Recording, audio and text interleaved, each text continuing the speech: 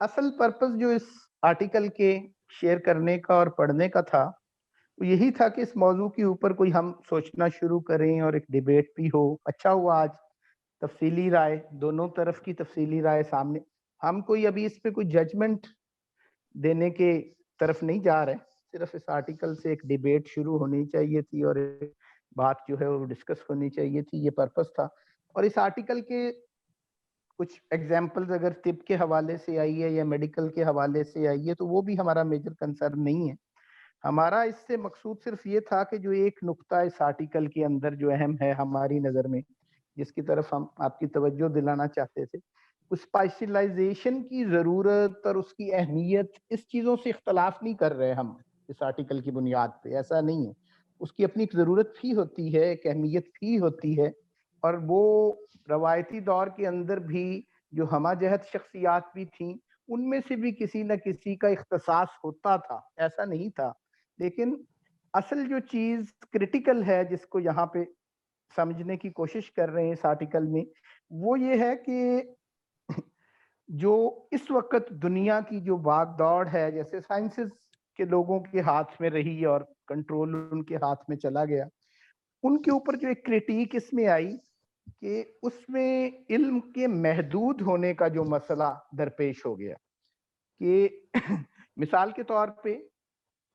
Specialisation کے جو areas with in discipline ہوتے ہیں، اس کی بھی کچھ مثالیں دیں یا بات کی گئی، یہاں پر بات ہوئی، اس سے بھی کوئی ایسا اختلاف نہیں ہے. لیکن اصل جو پوائنٹ یہاں پہ ریز کر رہے ہیں وہ یہ والا پوائنٹ ہے کہ ایک بندہ جو مختلف ڈسپلن سے آشنا ہے، انٹر ڈسپلنری ہے ماڈرن ٹرمز کے اندر آپ ذرا کہہ لیں، تو اس کے انٹر ڈسپلنری ہونے کی وجہ سے اس کے پرسپیکٹو پہ ایک فرق پڑتا ہے. اگر وہ انٹر ڈسپلنری ہوئے بغیر ہی ایک اسپیشلائزیشن کے اندر رہتا ہے تو اس سے اس کا پرسپیکٹو اور طرح کا ہو جاتا ہے. ہم یہ نہیں کہتے کہ اس میں اس کو مہارت نہیں ہونی چاہیے یا مہارت بالکل چھوڑ دینی چاہیے یا ایکسپرٹیز جو ہیں یہ ماضی میں نہیں ہوتی تھی، لیکن یہ جو رویہ ہے کہ ایک مخصوص علم کا حامل طبقہ جو انٹر ڈسپلنری اپروچ سے چیزوں کو اپریشیٹ نہیں کر سکا یا اس کو موقع نہیں ملا یا اس کو انگیج ایسے ڈسپلنز میں کر دیا گیا، اب اس کی ایک تو ہے اپنے اس ڈسپلن کے اندر اس کی ایکسپرٹی کا سوال، اور دوسرا ایشو یہ ہے مثال کے طور پر ایک یہ سوال کہ جیسے میڈیکل کی مثال آ گئی، تو ایک میڈیکل سائنس کا جو آدمی ہے تو کیا ہیلتھ کا ایشو محض اسی مرض سے ہی ریلیٹڈ رہتا ہے جس سے وہ ڈیل کر رہا ہے وہ اسپیشلائز کر کے، یا اس کی بیماری کے اندر کچھ اور سماجی، نفسیاتی، روحانی یا اور طرح کے عوامل بھی داخل ہوتے ہیں کہ جن کی بھی نو ہاؤ ڈاکٹر کو ہو تو کچھ فائدہ ہو سکتا ہے. یہ تو ایک چیز ہے ود ان ڈسپلن. اگلی بات یہ ہے کہ اس سے بھی آگے جا کے کہ اوورآل تمام ڈسپلنز کی فیٹ کا تعین کسی ایک ڈسپلن کی اوور اسپیشلائزیشن کے ہاتھ میں چھوڑ دی جائے تو یہ اس سے بھی ایک کریٹیکل ایشو ہو جاتا ہے. تو یہ ایک چیز تھی کہ جس پوائنٹ کے اوپر میں اس کے لیے ایک دو لائنیں اس آرٹیکل سے پڑھتا ہوں کہ وہ جو چیز ہم ذرا اس میں جس کو استعمال کرنا چاہ رہے ہیں آج کے اپنے اصل ٹاپک کے حوالے سے، وہ دو چار لائنیں میں پڑھتا ہوں. اب ہوتا یہ ہے کہ اپنے فکری میدان کے تنگ حدود میں محصور اور محدود ہو کر بھی وہ نئے حقائق کی دریافت اور اس علم کو مزید ترقی دینے میں یقیناً کامیاب ہو جاتا ہے جسے وہ جانتا تک نہیں، اور ساتھ ہی ساتھ حادثتاً فکر کے اس دائرہ المعارف کو بھی ترقی دینے میں جس سے وہ اصولی طور پر بے خبر رہتا ہے. یہ بات کس طرح ممکن رہی ہے اور اب بھی ہے، اس لیے کہ اس غیر معمولی مگر ناقابل تردید حقیقت پر اصرار کرنا ضروری ہے کہ خیر سے تجربی سائنس کا ارتکاب بہت حد تک ایسے افراد کا مرہون احسان رہا ہے جو حیران کن تک اوسط قابلیت کے حامل تھے، اور بعض صورتوں میں تو اوسط سے بھی کم درجہ، مطلب یہ کہ جدید سائنس جو ہمارے تمدن کی اصل و علامت کا حکم رکھتی ہے ذہنی طور پر اوسط قابلیت کے لوگوں کے لیے जगह निकालती है और वहां उन्हें कामयाबी से बरसरे कार रहने का मौका फराहम करती है। तो ये एक वो थीम था जिसकी तरफ हमने देखना चाह रहे थे कि अब इससे जो एक प्रॉब्लम क्रिएट हो रहा है कि किसी भी फिक्र का तयन करने के लिए या किसी भी दौर की तहजीब का रुख बनाने के लिए किसी खास डिसिप्लिन के लोग जब उनके हाथ में भाग दौड़ चली जाती है, तो एक उनका टेक्निकल इश्यू जिसको हम रेस करना चाह रहे थे कि वो ये कि ऐसे लोगों के हाथ में जब चली जाती है कि जो ओवर स्पेशलाइजेशन का शिकार हैं और बाकी डिसिप्लिन्स की तकदीर का फैसला भी वही कर रहे होते हैं, तो इससे यकीनन कल्चर भी, तहजीब भी, इंसानी फिक्र भी, ओवरऑल सारी स्ट्रक्चर जो है उसमें नुकसान का अंदेशा जरा ज्यादा है कि जो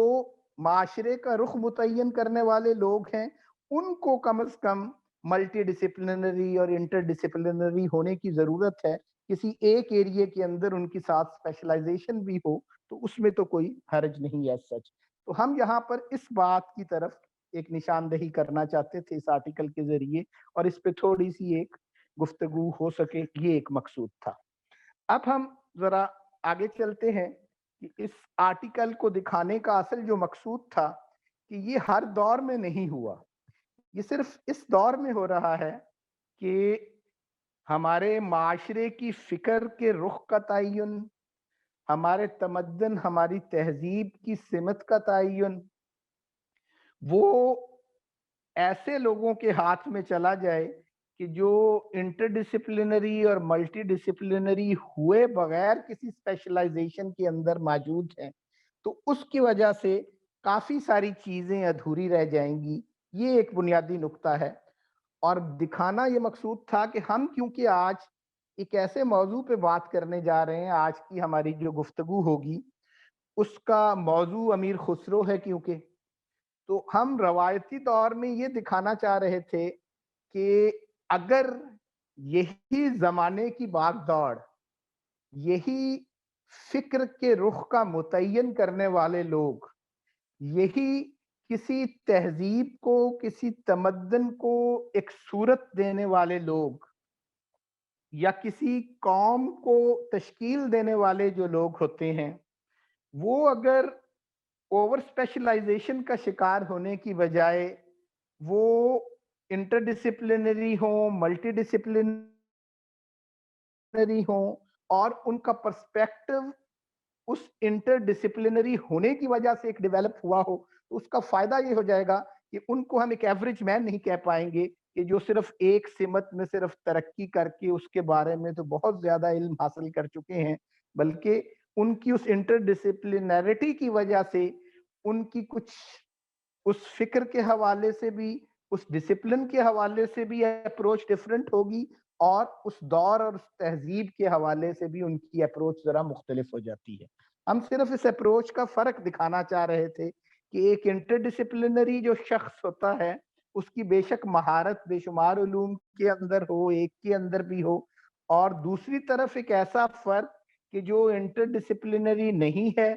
और सिर्फ एक शोबे के अंदर उसने तखस्सुस हासिल कर लिया है और अब माशरे का रुख और उसका तयन ऐसे लोगों के हाथ में चला जाए तो किस किस्म के दो माशरे पैदा होंगे। उस तखस्सुस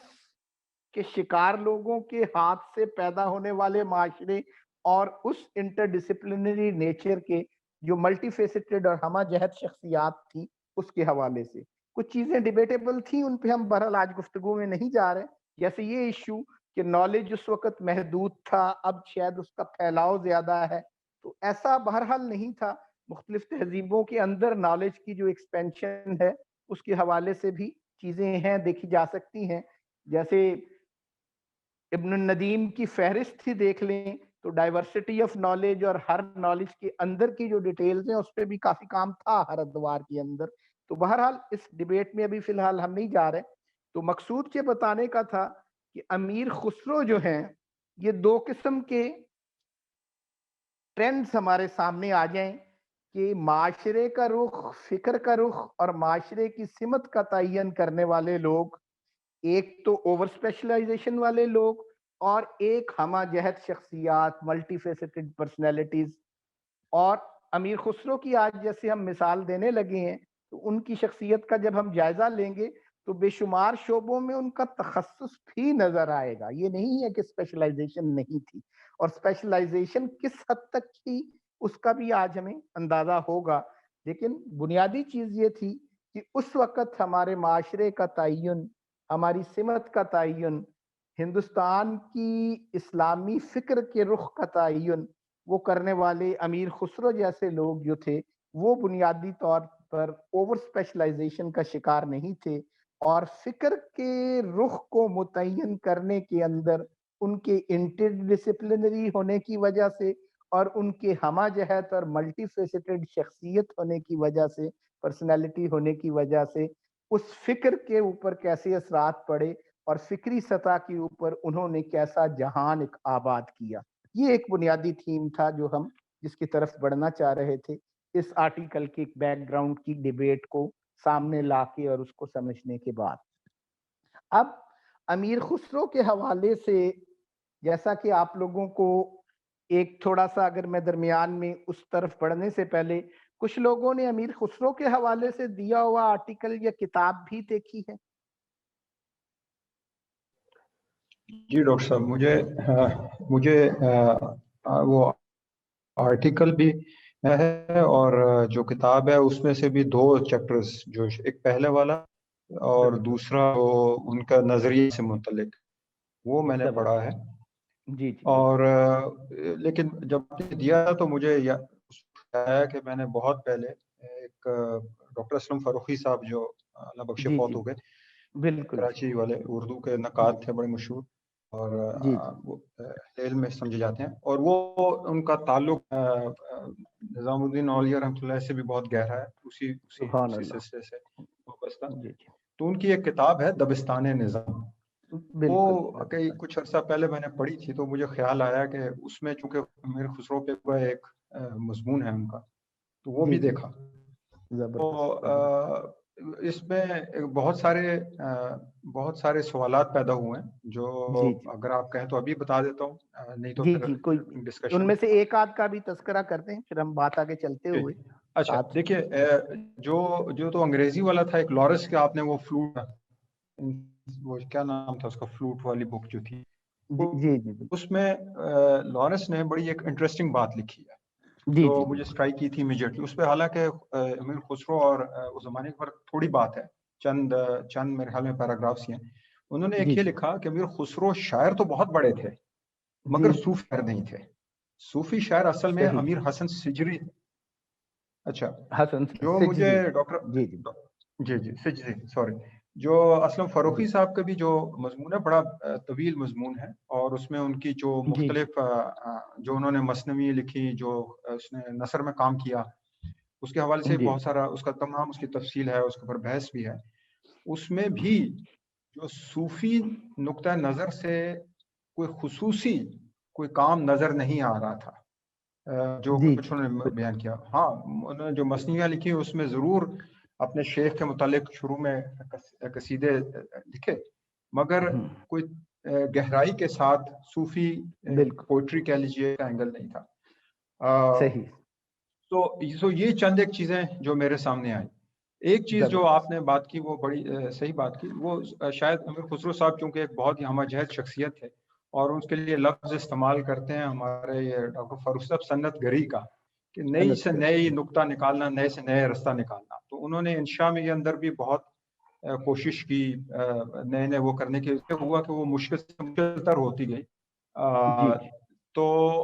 اور لیکن پھر ساتھ وہ ہندی کا جو استعمال کیا انہوں نے اپنی اس میں اندر بھی، جس کو پتہ سبق ہندی یا سبق ہندی جو بھی اس کا کیا بولتے ہیں اس کو، کیسے اس کو ہجے کرتے ہیں مجھے اس کو نہیں. تو جو انہوں نے اپنے فارسی کے اندر اس کا استعمال کیا. ایک چیز جو مجھے بہت زیادہ اسٹرائک کی وہ یہ تھی کہ ان سارے مضامین کے اندر ان کی فارسی کے حوالے سے تو بہت زیادہ گفتگو ہے،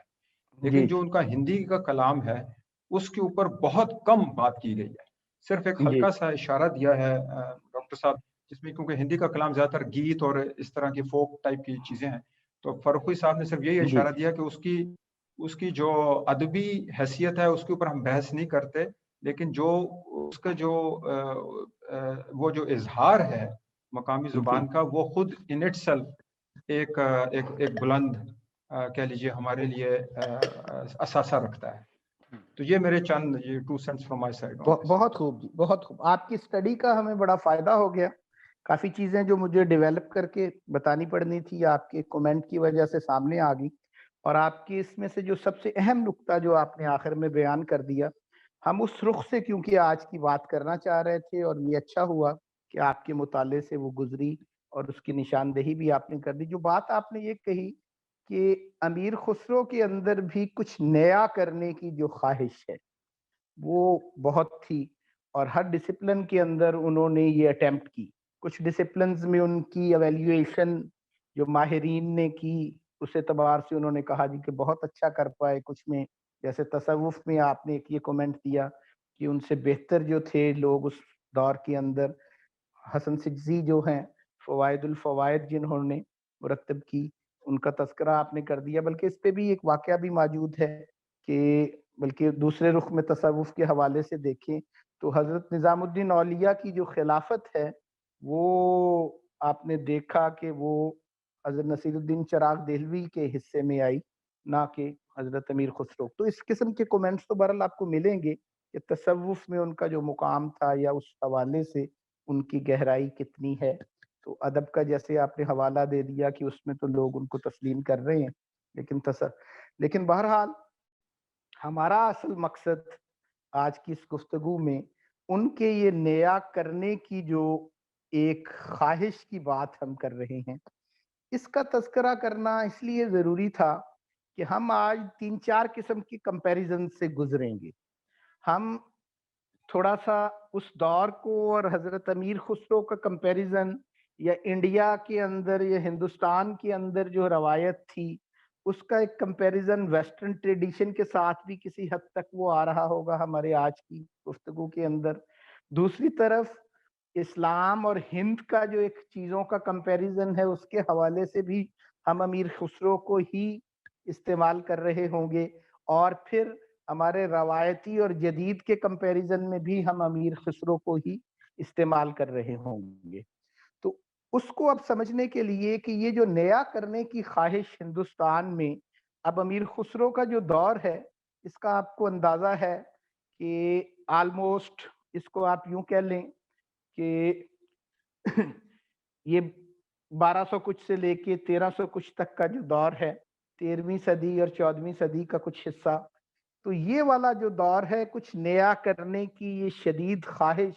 ان کے ہاں اس دور میں موجود تھی. یہ بالکل ایسی ہی خواہش تھی کہ جو اس سے تقریباً 1-1.5 صدی بعد یورپ کے اندر لیونارڈو ڈا ونسی کے اندر موجود تھی، اور اس کی اسی خواہش نے ایک سیکنڈ رینیسانس پیدا کی، ایک نئی نشت ثانیہ پیدا کی. اس میں تھوڑا سا اگر میں، آپ لوگ آن لائن ہیں تو تیمور صاحب ہیں جی یہاں پہ؟ جی بتائیں. اگر سکرین کو کچھ ایسے کر دیں کہ ویو میں آپ نظر آتے رہیں. آپ اپنی طرف سے کر سکتے ہیں.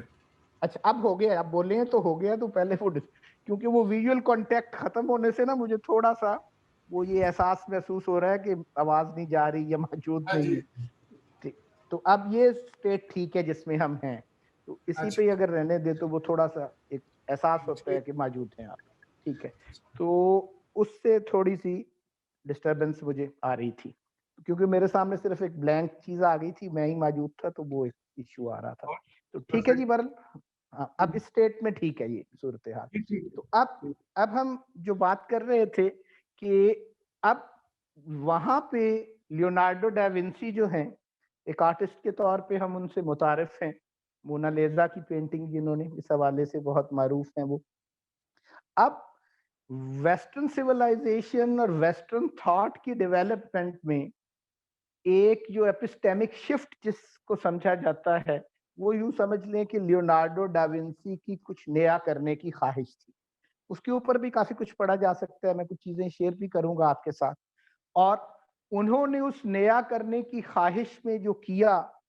ہم ان دو کو ایک تقابل کے طور پہ, کمپیریزن کے طور پہ ان کی بات کرنا چاہیں گے کہ بالکل ویسا ہی امیر خسرو کے ہاں بھی, اور میں اسی لیے وہ ان پہ کومنٹس آپ کے سننا چاہ رہا تھا کہ یہ ایلیمنٹ ان کا آپ لوگوں کی گفتگو سے بھی نکل کے سامنے آئے کہ یہ رائے موجود ہے کہ امیر خسرو کے ہاں بھی ایک نیا کرنے کی خواہش بہت مضبوط تھی اور اسٹرانگ تھی. تو یہ کیونکہ مجھے خود یہ بات ڈیولپ کرنے میں ہو سکتا ہے آدھا گھنٹہ لگ جاتا ہے, لیکن آپ کے کہنے سے وہ سیدھی طرح بات سامنے آ گئی. اب لیونارڈو ڈاوینسی جو ہیں, انہوں نے یہ نیا کرنے کی جو خواہش تھی اس کو آگے ٹرانسلیٹ کیسے کیا اپنے نیا کرنے کی ٹرینڈ کو. اب انہوں نے دو چیزیں کی نیا کرنے کے حوالے سے. ایک تو انہوں نے یہ کیا کہ ان سے پہلے آرٹ کے اندر ٹرینڈ تھا کہ کچھ تصورات کو پینٹ کرنے کا زیادہ ٹرینڈ تھا. تصورات کی دنیا کی چیزیں پینٹ کرنا جو واقعی دنیا کی اور ایکچوئل ورلڈ کی چیزیں نہیں تھی, ان کا پینٹنگز کے اندر بہت ٹرینڈ تھا. مثال کے طور پہ پریاں پینٹ کرنا, فرشتوں کی تصویریں بنانے کا بھی ٹرینڈ موجود تھا, اور ایون عبادت گاہوں کے اندر بھی وہ چیزیں آپ کو, ہایا صوفیہ کے اندر بھی آپ کو چیزیں نظر آئیں گی اور مختلف جگہوں پہ بھی. اب لیونارڈو ڈاوینسی نے یہ آ کے کیا کہ آئیڈیل کی بجائے ایکچوئل کو پینٹ کیا جائے. کہ مثال کے طور پہ اس نے ایک عورت پینٹ کرنی تھی, تو وہ کوئی خیالی یا تصوراتی عورت پینٹ کرنے کی بجائے انہوں نے یہ کیا کہ ایک عام سی عورت کیوں نہ پینٹ کر دی جائے, سوسائٹی کی, معاشرے کی, ہمارے سراؤنڈنگ کی ایک زندہ و جاویداں صورت ہی کیوں نہ پینٹ کر دی جائے. تو آئیڈیل کی بجائے ایکچوئل پینٹ کرنا, یہ انہوں نے نیا کرنے کے لیے ایک کام تو یہ کیا. مونالیزا بھی ایک عام عورت پینٹ کر کے انہوں نے دکھا دی. اور یہ کرنے کے ساتھ جو دوسری چیز انہوں نے نیا کرنے کی خواہش, جس بات پہ آج ہماری ڈیبیٹ زیادہ رکی ہوئی تھی کہ یہ اسپیشلائزیشن کا ٹرینڈ جو ہے اور چیزوں کو بہت کینلی دیکھنے کی ایک ضرورت ہے, علم کے پھیلاؤ کے لیے یہ روش اس کی ایک ضرورت ہے, تو یہ بھی بنیادی طور پہ لیونارڈو ڈاوینسی سے ہی آئی ہے. انہوں نے ایکچوئل کرنے کے ساتھ ساتھ ان ڈیٹیل کرنے کا ٹرینڈ دیا. مثال کے طور پر علم الابدان کا بھی انہیں اوریجنیٹر کہا جاتا ہے, اناٹومی کا, جسم کے اعضاء کو پینٹ انہوں نے اس انداز میں کر دیا کہ ہمارے میڈیکل کالجز کے اندر بھی ان کی وہ پینٹنگز جو ہیں ان کا استعمال ہونے لگ گیا. اسی طرح مختلف ڈسپلنز کے اندر انہوں نے, اصل میں وہ پینٹنگز ہی بناتے تھے, لیکن ان کی وہ پینٹنگز مختلف ڈسپلنز کے اندر, ایکسپیریمنٹل سائنسز کے اندر بھی یوز ہونے لگ گئیں. باٹنی کے اندر بھی انہوں نے کچھ سبزیاں بھی پینٹ کر دی, انجینئرنگ کے اندر انہوں نے کچھ ماڈلز جو ہیں وہ بنا دیے یا ڈیزائن کر دیے. اسی طرح انہوں نے اسلحہ سازی کے حوالے سے کچھ ڈیزائنز نئے دے دیے. ان ساری چیزوں کے اندر ایک بنیادی تھیم ان کا تھا کہ ایکچوئل کیا جائے, ریئل کی بجائے یا آئیڈیل کی بجائے, اور دوسرا تھا کہ ان ڈیٹیل کیا جائے. مثال کے طور پر اگر کوئی عورت پینٹ کر رہے ہیں یا جسم پینٹ کر رہے ہیں, تو اس میں بازو پینٹ کر رہے ہیں, تو وہ اتنی ڈیٹیل میں پینٹ کر دیا انہوں نے کہ اس کے اندر بازو پینٹنگ کے اندر بھی اس کی وینز تک نظر آئے, اور وینز میں گردش کرتا ہوا جو ہے بلڈ تک اس کے اندر احساس آئے کہ وہ نظر آ رہا ہے. اتنی ڈیٹیل کے طور پر انہوں نے کام کیا. جیسے آج آپ اپنی میڈیکل سائنس کے اندر بھی آنکھ کا اگر کوئی دیکھنا ہے تو اس کے ڈائلیٹ کرتے ہیں پہلے پتلی کو, تاکہ بہت ڈائلیٹ کر کے اسے بہت قریب سے اور بہت ڈیٹیل میں دیکھا جا سکے. تو ان چیزوں کے ٹرینڈ سیٹر کے طور پر ہم لیونارڈو ڈاوینسی کو دیکھتے ہیں کہ انہوں نے نیا کرنے کی خواہش میں ایک ایسا ٹرینڈ سیٹ کیا جس نے پوری سیکنڈ رینیسانس کریٹ کی, اور جس کے نتیجے میں آگے جا کے ساری modern sciences, new science, new methodologies, ان سب کا آغاز ہو رہا ہے, ارتقا ہو رہا ہے. تو یہی خواہش ان سے 1.5 صدی پہلے امیر خسرو کے ہاں بھی بہت مضبوط تھی کہ کچھ نیا ہونا چاہیے. نیا کرنے کی خواہش دونوں کے ہاں مشترک ہے, لیکن ڈاکٹر صاحب جی جی وہ ہمارے 45 منٹ ہو گئے ہیں, تو 15 منٹ کی بریک کا آپ کہیں تو ابھی لے لیں یا 1 منٹ بعد لے لیں؟ ٹھیک، ابھی لے لیں بہتر ہے، کیونکہ اب ہم امیر خسرو پہ بات شروع کرنے لگے ہیں، تو بہتر ہے وہ بریک کے بعد ہی اس کے اندر ایک طرح کی بریکنگ آئے گی۔ 15 منٹس بعد میں 6:30 بجے انشاءاللہ پاکستان ٹائم۔ سر یہ جو مقالات سراج منیر ہے اس میں ہم نے اقبال اور فراق 3 پوئٹس کے ریفرنس سے امیر خسرو کو پڑھا ہے، اور اس کے اندر ایک یہ کانسٹنٹ جو ریفرنس ہے وہ یہ ہے کہ ہندوستان اور جگہوں پہ بھی جہاں پہ اسلام آیا اس نے وہاں کی جو لوکل جو کلچر تھا اس کو اپنے اندر سمویا اور اس کو وہ لے کے چلا،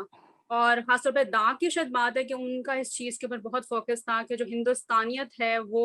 زندہ رہنی چاہیے۔ تو میرا کوشچن یہ ہے کہ امیر خسرو جس طرح آپ نے کہا ہے کہ لیونارڈو ڈا ونچی، جی سوری، تو جس طرح آپ نے کہا ہے کہ Leonardo da Vinci wanted to do something new, وہ کچھ نیا کرنا چاہتے تھے، تو امیر خسرو بھی کیا نیا اس طرح سے کرنا چاہتے تھے کہ وہ اسلام اور ہندوستانیت کو ملا کے کوئی ایک نئی چیز لے کے چلیں، یا وہ ان کی جو نیونیس ہے، جو نیا کرنے کا جو خواہش تھی وہ کس طرح کی تھی، مطلب وہ کس طرح سے انہوں نے اس چیز کو نیا کیا؟ میرا یہ کوشچن ہے۔ ہمارا اب اس سیشن کا ٹاپک ہی یہ ہے جو آپ کا کوشچن ہے، ہم یہی بتانے چلے ہیں اور اسی پہ بات کرنے چلے، لیکن اچھا کیا آپ نے اس آرٹیکل کا بھی حوالہ ساتھ دے دیا کہ اس کے اندر بھی جو چیز نظر آ رہی ہے کہ ایک طرف تو آپ کو جوش صاحب کا موقف نظر آ رہا ہے، ایک طرف فراق کا موقف نظر آ رہا ہے، ایک بیلنس اقبال کے ہاں بھی اس کا نظر آ رہا ہے، تو وہ 2 ایکسٹریمز ہیں اس کے اندر بھی۔ جیسے فراق صاحب کہہ رہے ہیں کہ وہ ہندوستانی سا ہی ایک ماڈل ایمرج کرنا چاہیے، اور دوسرے اینڈ پہ وہ جو ایک یہ خواہش کہ وہ خالصتاً ایک اسلامی ہی لنک اس کا ہونا چاہیے، تو یہ کچھ ایکسٹریمز موجود تھیں اس رائے کے اندر۔ لیکن امیر خسرو نے ان ساری چیزوں کو کیسے سیٹل کیا؟ اصل میں اس آرٹیکل سے مطلوب یہی تھا یہ دکھانا کہ امیر خسرو نے ساری سوچ کو ایک بیلنس دیا، اور امیر خسرو کی جو کنٹریبیوشن ہے جس کا ہم لیونارڈو کے کمپیریزن کے حوالے سے بھی بات کر رہے ہیں، اس آرٹیکل کے حوالے سے بھی بات کر رہے ہیں، اور ابھی اس کی تفصیل میں جانے لگے ہیں، وہی بیلنس انہوں نے کیا کریٹ کیا اور ان کے نیا کرنے میں کیا فرق تھا، یہی بات ہم شروع کرنے جا رہے ہیں۔ میرا ایک کمنٹ ہے، سوری میں نے انٹرپٹ کیا سر، اس سے ریلیٹڈ ایک اور میرا کوشچن ہے جو میرے ذہن میں بہت دفعہ آتا ہے کہ اگر ہم اسلام کے فریم ورک کی بات کریں، اسلام سے میرا مطلب ہے جو حجاز میں جو اسلام شروع ہوا نبی صلی اللہ علیہ وسلم کے زمانے میں، اس کے اندر ہمیں احادیث میں یا صحابہ کرام یا آپ صلی اللہ علیہ وسلم کی اپنی زندگی کے ریفرنس میں اس چیز کی کتنی گنجائش ملتی ہے کہ وہاں کے لوکل کلچر کو ہم انکارپوریٹ کریں؟ ایسی تو مثالیں ملتی ہیں جس میں نبی صلی اللہ علیہ وسلم نے کچھ ایسے خوراک جو کسی خاص علاقے کے لوگ کھاتے تھے ان کو کھانے کی اجازت دی، جبکہ خود انہوں نے اس کو کھانا پسند نہیں کیا، تو اس نیریٹو کے اندر ہمیں کتنی اسپیس ملتی ہے جس سے یہ تھوڑا بہتر اندازہ ہو جائے گا کہ actually we can do this, کہ ہم اتنی انکارپوریٹ کر سکتے ہیں چینجز۔ میرا کمنٹ ہے، اگر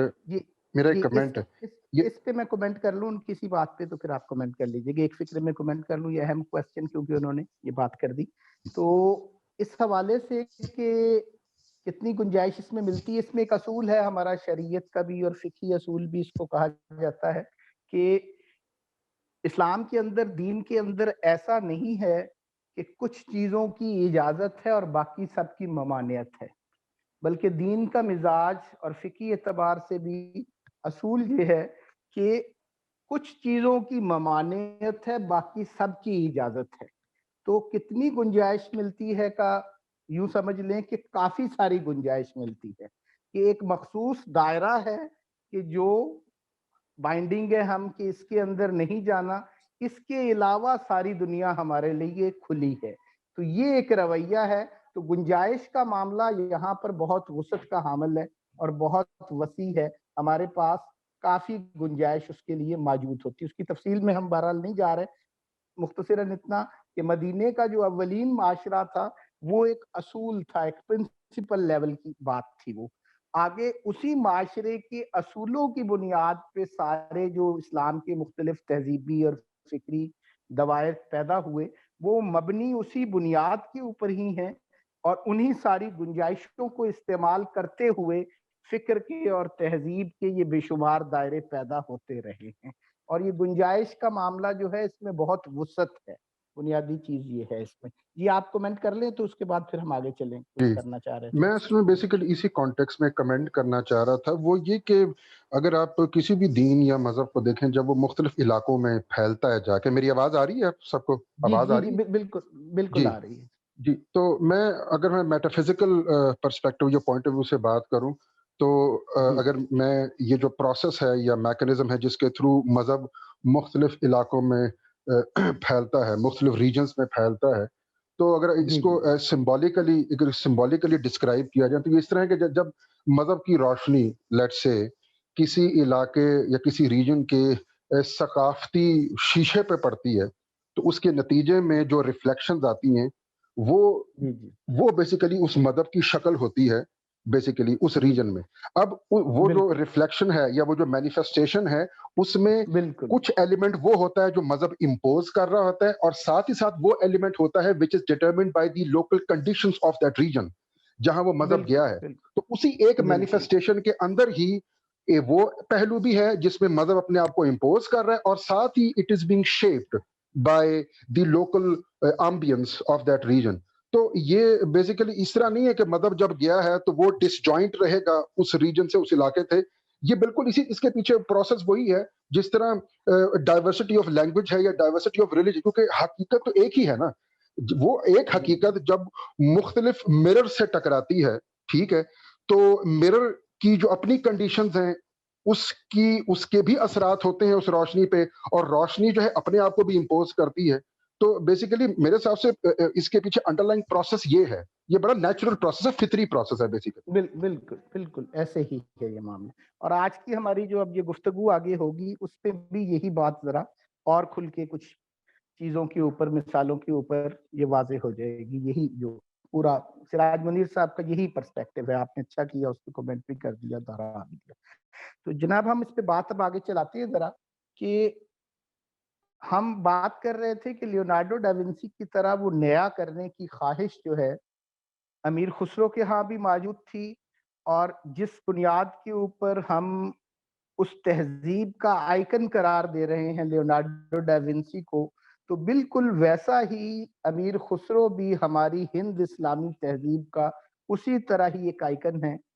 کہ وہ ایک طرح کی پرسونیفیکیشن تھی اسی فکر کی، اسی تہذیب کی، کہ پہلے وہ ایک شخصیت میں بھی ہو گئی، اور پھر بعد میں ہندوستان کی آگے کی 700-800 سال کی تاریخ کے حوالے سے بھی۔ اسی لیے مختلف لوگوں نے جنہوں نے حضرت امیر خسرو پہ لکھا ہے اور اس پہ کومنٹ کرتے ہوئے، جیسے زوئے انصاری کی میں نے آپ کو ایک کتاب بھی شیئر کی، اور کچھ اور چیزیں بھی، اور لوگوں نے بھی جنہوں نے، اسلم فرقی صاحب کی بات ہو رہی ہے، اور لوگوں نے جنہوں نے کومنٹ کیا ہے، ان سب کا بھی یہی موقف ہے کہ امیر خسرو ایک ایسے دور میں تھے کہ جن سے 600-700 سال پہلے گزر چکے تھے اسلام کو آئے کو، اور ان کے بعد پھر اب ہم تک پہنچتے 600-700 سال پھر مزید گزر چکے ہیں۔ تو ان دونوں ادوار کے وہ ایک درمیان میں تھے، پیچھے سارے دور کو انہوں نے اپنے اندر جذب کیا، اور آنے والے سارے دور کے لیے اس انجذاب کے نتیجے میں انہوں نے ایک سنتھسس ہمیں پرووائڈ کیا اگلی ان 6-7 صدیوں کے لیے، بالکل ویسے ہی کہ جیسے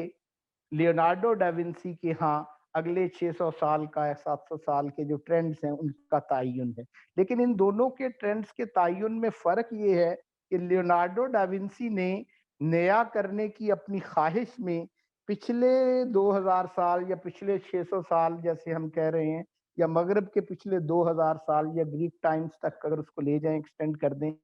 تو اس سارے کا انجذاب کیے بغیر کچھ نیا دینے کی کوشش کی۔ یہ ایک فرق تھا کہ اس کے سنتھیسس کی بنیاد پہ کچھ نیا کرنے کی بجائے اس سارے سے ہٹ کر، اس سارے سے کٹ کر ایک نیا کرنے کی کوشش کی، جبکہ حضرت امیر خسرو نے اس پچھلے سارے ربط کے ساتھ اور اس کانٹینیوٹی کے ساتھ اٹیچڈ رہتے ہوئے، اور وہ ربط اور وہ کانٹینیوٹی وہ نہ صرف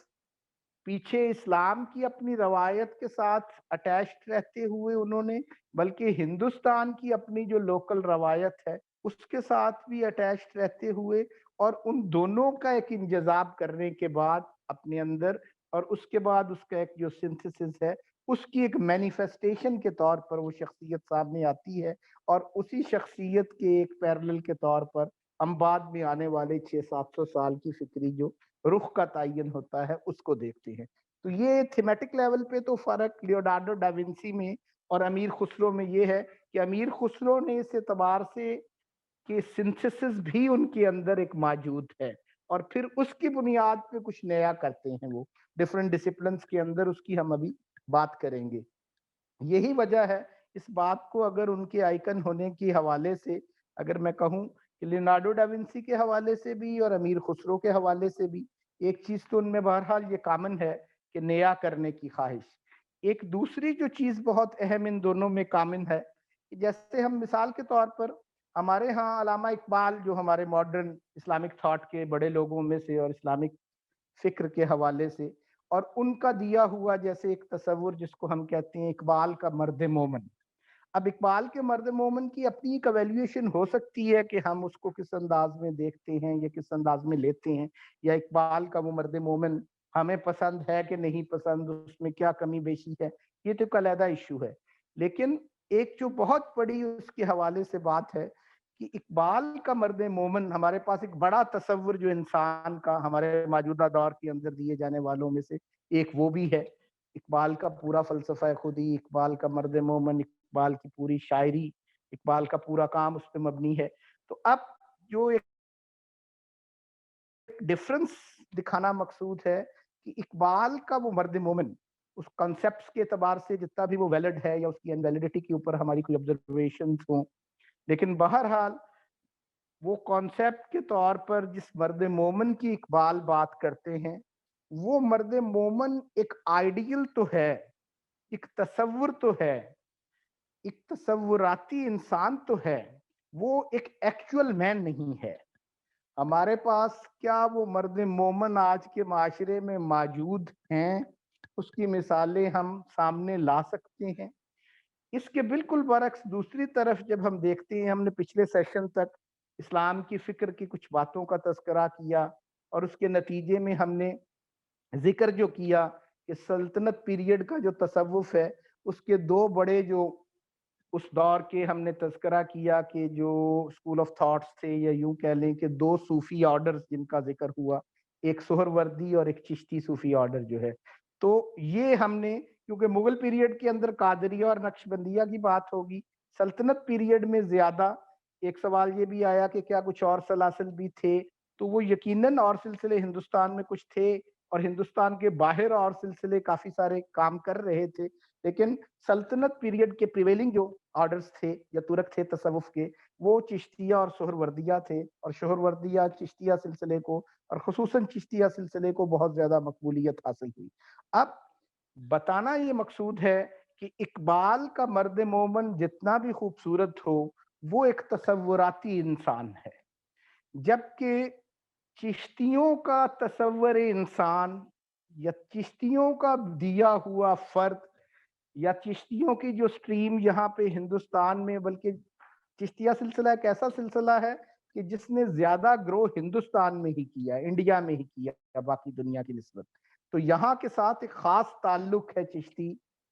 جو ترک ہے اس کا، چشتی طریقہ کا اور چشتی آرڈر کا سلسلہ کا۔ تو اب چشتیوں کا جو مرد ہے یا چشتیوں کا جو فرد ہے، چشتیوں کا جو انسان ہے، وہ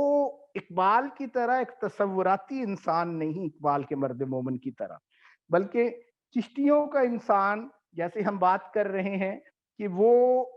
خواجہ معین الدین چشتی سے لے کر آگے حضرت قطب الدین بختیار کاکی، حضرت بابا فرید الدین گنج شکر، اور ان سے جب بات آگے حضرت نظام الدین اولیاء تک پہنچتی ہے، تو جیسے دو افراد کا ذکر آج کیا آپ نے، حسن سجزی کا تذکرہ بھی ابھی ہوا اور امیر خسرو کا بھی ذکر ہوا، تو یہ دونوں دوست بھی ہیں، ایک دور کے بھی ہیں، اور حضرت نظام الدین اولیاء کے ڈسائپلز میں سے ہیں۔ تو کہنا یہ مقصود ہے کہ چشتیوں کا انسان، حضرت نظام الدین اولیاء کے انسان، وہ اقبال کے مرد مومن کی تصور کی طرح محض تصوراتی نہیں، بلکہ اس حقیقی دنیا کے انسان تھے۔ چشتیوں کا آئیڈیل مین ایک ایکچول مین کے طور پر امیر خسرو کے اندر دیکھا جا سکتا ہے، حسن سجزی کے اندر دیکھا جا سکتا ہے. حضرت نظام الدین اولیاء کا تیار کردہ ایک انسان جو ہے وہ حضرت امیر خسرو کو ہم اس پرسپیکٹو میں بھی دیکھ سکتے ہیں. تو امیر خسرو کو دیکھنے کا یہ بھی ایک پرسپیکٹو ہے کہ وہ جو آئیڈیل سے ایکچول کی طرف منتقلی کا ایک عمل ہوتا ہے، اس کا ایک شخصیت کے اندر ڈھل جانا، وہ اسی طرح ڈھلے ہوئے ہمیں نظر آئیں گے جیسے نیو مین کے ایک آئیڈیل کے طور پہ ویسٹ کے اندر ہمیں لیونارڈو ڈاونسی ڈھلے ہوئے نظر آتے ہیں. وہ بھی ایک ایکچول مین تھا جس نے ایک ماڈرن ورلڈ کریٹ کیا ہے. ایسا نہیں کہ وہ انسان کا ایک تصور تھا جس سے کچھ پیدا ہوا ہے، بلکہ وہ مین ان پریکٹس تھا، یوں سمجھ لیں. اسی طرح چشتیوں کا انسان بھی حضرت امیر خسرو کو اگر کہا جائے، یہ بات درست ہے کہ ان کے کافی سارے کاموں کے اوپر ان کی کافی ساری کنٹریبیوشنز کے حوالے سے کئی چیزیں تحقیق طلب ہیں اور کافی تحقیق ہوتی بھی رہی ہے اور ہو بھی رہی ہے اور یقیناً آگے بھی ہوگی. لیکن اس میں جو ایک بنیادی ایشو ہے، مثال کے طور پہ ان کی جو ایجادات کا تذکرہ ہوتا ہے کہ انہوں نے ادب میں یہ دیا، میوزک کے اندر یہ دیا، تصوف میں یہ دیا، ان میں سے کسی چیز کے اوپر یہ اعتراض بھی آ جاتا ہے کہ یہ ان کی طرف منسوب کر دی گئی ہے، ان کی حالانکہ نہیں ہے. اس قسم کی تحقیقات بھی آتی رہتی ہیں. لیکن دوسری طرف یہ بھی اعتراض اس قسم کے بھی آتے ہیں کہ ان کا کسی ایک ڈسپلن کے اندر ان کی مہارت زیادہ تھی، ادب میں زیادہ تھی یا موسیقی میں زیادہ تھی یا تصوف میں. تو کسی کا اعتراض یہ بھی ہوتا ہے کہ نہیں، کسی ایک ڈسپلن میں ان سے بہتر لوگ اس دور کے اندر اس معاشرے میں بھی موجود تھے. اس قسم کی کرٹیک بھی آ سکتی ہے. لیکن اب ایک تو ان کی یہ ملٹی فیسٹڈ ہونا، ان کی ہمہ جہت شخصیت ہونا، اور دوسرا یہ کہ وہ جو چشتیوں کا تصور انسان تھا، یا دوسری سطح پہ اگر آپ کہیں کہ ہم نے چشتیوں کے تصور انسان سے آگے بڑھ کر اس بات پہ بھی چلے جائیں کہ ہند اسلامی فکر جو ڈیولپ ہوئی ہندوستان میں آ کر، اس فکر کا جو ایک تصور انسان تھا، حضرت امیر خسرو کی شکل میں ہمیں چشتیوں کا تصور انسان بھی، ہند اسلامی فکر کا تصور انسان بھی وہ ایکچولائز ہوا نظر آ جاتا ہے. وہ ہمارے سامنے موجود ہوتا ہے، بالکل ویسے ہی جیسے ویسٹ کے ہاں لیونارڈو ڈاونسی اپنی پریکٹس کے اندر بھی ایک نئے آدمی کی بنیاد رکھ رہا تھا. تو چشتیوں کا یہ فرق جو ہے جو پیدا ہو رہا تھا، وہ کن بنیادوں پہ ہو رہا تھا؟ ابھی جو کومنٹ آخر میں جس کے بعد ہم نے بات شروع کی، اس کے اندر جو بات تھی وہ اسی کی شرح تھی جو آپ نے بیان کر دی، کہ وہ در حقیقت اس گریٹ ٹریڈیشن کو، اس ٹیکسٹ کو، اس روایت کو جو اسلام سے چلی آ رہی تھی، اور اس کا بہاؤ، یہ جو آرٹیکل میں نے دیا اس کے اندر ایک مثال اس کے لیے انہوں نے دی ہے کہ امیر خسرو کے حوالے سے، اقبال کے حوالے سے، کہ فراق اور جوش سے ہٹ کر وہ اسلامی تہذیب کو اور ان چیزوں کو ایک جزیرے کے طور پہ نہیں دیکھتے. ہندوستان، مسلم ہند، اسلامی ہند، یا اسلامی تشخص ہندوستان کے اندر، یا انڈین مسلم یا انڈین اسلامک تھاٹ اور انڈین اسلامک ٹریڈیشن، اس کو ایک آئی لینڈ کے طور پہ، ایک جزیرے کے طور پر نہیں دیکھتے کہ جو صرف ایک چھوٹا سا ٹکڑا ہر طرف سے گھرا ہوا ہے اور صرف اس کے اندر اپنی وہ ایک ڈیولپمنٹ کرنے میں کامیاب ہو جاتا ہے، بلکہ وہ اسے ایک شجر کے طور پر دیکھتے ہیں کہ جس کے بیج، جس کی روٹس وہ تو آپ کو نظر آئیں گی، وہی مدینہ کے معاشرہ کی جیسے بات ہو رہی تھی، لیکن وہی درخت جو ہے آگے بڑھا ہوا ہے اور اس کی ایک شاخ جو ہے یہ ہندوستان کا مسلم جو ہوتا ہے، ہند اسلامی فکر جو ہے اور ہند اسلامی فرد جو ہے، یہ اسی شاخ، اسی درخت کی شاخ کے طور پہ بھی ایمرج کرتی ہے اور یہاں کے بھی سارے جو امکانات ہیں ان کو بھی اپنے اندر سمیٹتی ہے، یا یوں کہہ لیں کہ وہاں کا بیج یہاں پر بویا گیا اور وہ گرو کر گیا. تو اس کو ایک جزیرے کی مانند دیکھنے کی بجائے اس کو شجر کے طور پر اور اس کی شاخ اور اس کے ایک پھل کے طور پہ دیکھنا، یا اس سے بھی آگے پڑھ کر ایک دریا کا جیسے عمل ہوتا ہے کہ اس کا منبع ایک جگہ پہ ہوتا ہے، وہ دریا مختلف ملکوں سے گزر رہا ہے، جیسے دریائے سندھ ہے وہ کشمیر سے نکل رہا ہے، جب وہ سرحد سے گزرتا ہے تو اس کے پانی کی رنگت کچھ اور ہوتی ہے، اس میں ٹھنڈ زیادہ ہوتی ہے، اس کی رنگت صاف ہے. جب وہ پنجاب کے اس پتھریلے KPK سے نکل کے پنجاب کے میدانوں میں داخل ہوتا ہے تو ایک اور مٹیالی رنگت لیتا ہے، جب وہ سندھ کے ریگزاروں میں داخل ہوتا ہے تو وہ ایک اور شکل اختیار کرتا ہے. تو اس پہ ایک جزیرے کا یا آئی لینڈ کا اطلاق نہیں ہوتا. ہند اسلامی فکر کے اوپر بھی، امیر خسرو کے اوپر بھی، چشتیوں کے انسان کے اوپر بھی، یہ ہندوستان کے اندر بے شک وہ گرو کر رہے ہیں، لیکن یہ اسی دریا کا بہاؤ ہے جو جب ہندوستان سے گزرتا ہے تو وہ کیا شکل اختیار کرتا ہے. اس کو اس تناظر میں دیکھنے کی ضرورت ہے، اور امیر خسرو کو بھی اسی تناظر میں ایک آئی لینڈ، ایک جزیرے کے طور پہ دیکھنے کی بجائے اسی دریا کے ربط کے طور پر اور اسی شجر کی ایک شاخ اور پھل کے طور پر بھی دیکھا جا سکتا ہے. اب اگلی چیز جو اس حوالے سے جس کا میں نے تذکرہ کیا کہ اب یہ دیکھنا کہ امیر خسرو کی شخصیت اور ان کا کام، جیسے ہم نے کہا کہ لیونارڈو ڈاونسی جو ہیں ان کا بھی ہمیں ایکسپریشن اور ان کا کام جو ہے، یا آگے پیدا ہونے والی مغربی تہذیب کی جو ابتدا رینیسانس کے اندر اس کا جو بیج بویا جا رہا تھا، وہ سب سے پہلے یا اس کی سب سے کنکریٹ مثالیں اور واضح مثالیں جن کو زیادہ اچھے طریقے سے ہم آبزرو کر سکتے ہیں، دیکھ سکتے ہیں، وہ ہمیں ملتی ہیں آرٹ فارمز کے اندر. جیسے ہم نے کہا کہ ان کی آرٹ کے جو نمونے ہیں، ان کی جو پینٹنگز ہیں، اس کے اندر ہی انہوں نے ڈیزائن بھی دیا. اس کا ہم نے جب مطالعہ کیا اور اس کو دیکھا تو اس سے ہمیں بعد میں یہ ایک اسلوب ہے کہ وہی چیزیں آرکیٹیکچر کے اندر چلی جاتی ہیں، وہی چیزیں بعد میں پھر آگے دیگر سائنسز کے اندر، دیگر علوم کے اندر، کلچر کے اندر، معاشرے اور سوسائٹی کے اندر اس میں ڈھلتی ہیں. تو ابتدا کے اندر بھی آرٹ فارمز کا ایک خاص رتبہ ہوتا ہے.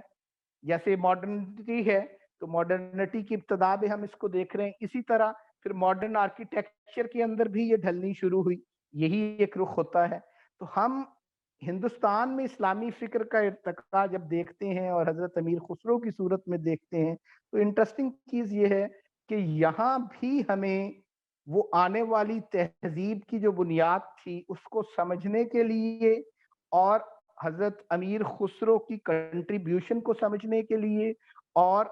ان کے اس فرق کو دیکھنے کے لیے جو لیونارڈو ڈاونسی سے، یا اس بات کا تعین کرنے کے لیے بھی کہ وہ ہندوستان کے اندر کتنے روٹڈ ہیں اور پیچھے اسلام کے اندر کتنے روٹڈ ہیں، اور دونوں سے انہوں نے کیا کیا لیا. یا یوں سمجھ لیں کہ امیر خسرو کو اور ان کی کسی آرٹ فارم کو دیکھ کے ہم بخوبی اندازہ لگا سکتے ہیں کہ اسلام نے ہند سے کیا لیا اور ہند نے اسلام سے کیا لیا. اور امیر خسرو کی اپنی شخصیت دیکھ کے بھی یہی اندازہ ہو سکتا ہے کہ اسلام نے ہند سے کیا لیا اور ہند نے اسلام سے کیا لیا. یا یوں کہہ لیں کہ ہند اسلامی فکر جو پرسونیفائی ہوئی ہے حضرت امیر خسرو کی شکل میں، اسی کا مظاہرہ آگے ہم ان کی کسی آرٹ فارم کے اندر بھی دیکھ سکتے ہوتے ہیں. مثال کے طور پہ ادب کا آپ نے حوالہ دے دیا کہ ان میں کافی ان کی کنٹریبیوشن ہے جو اسٹیبلشڈ ہے، جس کی بات کر رہے ہیں، جس کا اقرار کر رہے ہیں. تصوف کے حوالے سے کچھ آبزرویشنز ہیں کچھ محققین کی، لیکن اور بھی ایسی چیزیں ہیں کہ جن میں ان کی مثال کے طور پہ ہسٹری ہے، جیسے تو ہسٹری کے اندر بھی ان کی کنٹریبیوشن اسٹیبلشڈ ہے. یہ جو کتاب میں نے آپ کو زوئے انصاری والی دی ہے، اس کے اندر ایک چیپٹر ہے کہ وہ ہندوستان کا یا ہند کا ایک باغی کے طور پہ اس قسم کا ٹائٹل ہے اس کا. تو حضرت امیر خسرو کا وہ چیپٹر بھی آپ لوگ ضرور پڑھیے گا کہ وہ نیا کرنے کی ان کی خواہش وہاں بھی آپ کو نظر آئے گی، اور یہ ایک عوامی سطح کا کچھ کر دینا، یہ والا ٹرینڈ بھی ان کے ہاں وہاں پر، اور ان کی ایک بغاوت کا جو ایک ایلیمنٹ جو ہے، اس دور کے جو ٹریٹس تھے، اس دور کی جو بندشیں تھیں، ان سے ان کی بغاوت اور ایک آزاد فرد اور ایک فریڈم اور کریشن کا جو ایک کریٹیوٹی کا جو ایک عمل دخل ہوتا ہے، وہ چیزیں آپ کو اس چیپٹر کے اندر بھی ادب کے حوالے سے نظر آئیں گی. اور تصوف کے حوالے سے بھی ان کا کوئی چیپٹر آپ اس کتاب میں سے دیکھیں گے تو اس میں بھی نیا کرنے کی خواہش اور ایک فریڈم جو ہے اس کو اٹین کرنا، اور اس کی بنیاد کے اوپر بھی یہ چیزیں بھی آپ کو نظر آئیں گی. بلکہ یہ آرٹیکل جو ہم نے آپ کو پڑھنے کا سراج منیر والا دیا تھا، اس کے پہلے شروع میں ہی، آغاز میں ہی اس کا بالکل جو پہلا آپ کے پاس جو پیج تھا وہ کئی لوگوں نے نظر سے گزرا ہو، تو میں اس کی پہلے پیراگراف میں یہ نشاندہی کرنا چاہ رہا ہوں کہ ان کا باغیانہ پن، ان کی بغاوت، ان کی یہ جو ایلیمنٹ ان کے اندر موجود تھا، اور عوامی سطح پہ کچھ کرنا اور نیا کرنا، یہ ساری چیزیں اس کے اندر بھی ان کے ہاں موجود ہیں. یہ اگر کسی کے پاس اور بھی یہ تحریر ہو تو اس پہ دیکھے وہ ان کے پاس. میں یہ پڑھ دیتا ہوں ایک آدھ فقرہ اس کا کہ یہ پہلا پیراگراف ہی ہے کہ محققوں کے نزدیک بھلے یہ بات متنازع ہو کہ اردو کا آغاز کب ہوا اور کہاں سے ہوا، لیکن میں تو یہ امیر خسرو کی بازیافت والا جو آرٹیکل میں نے آپ کو کہا تھا مقالات سراج منیر سے پڑھنے کے لیے، اس کا پہلا پیراگراف ہے.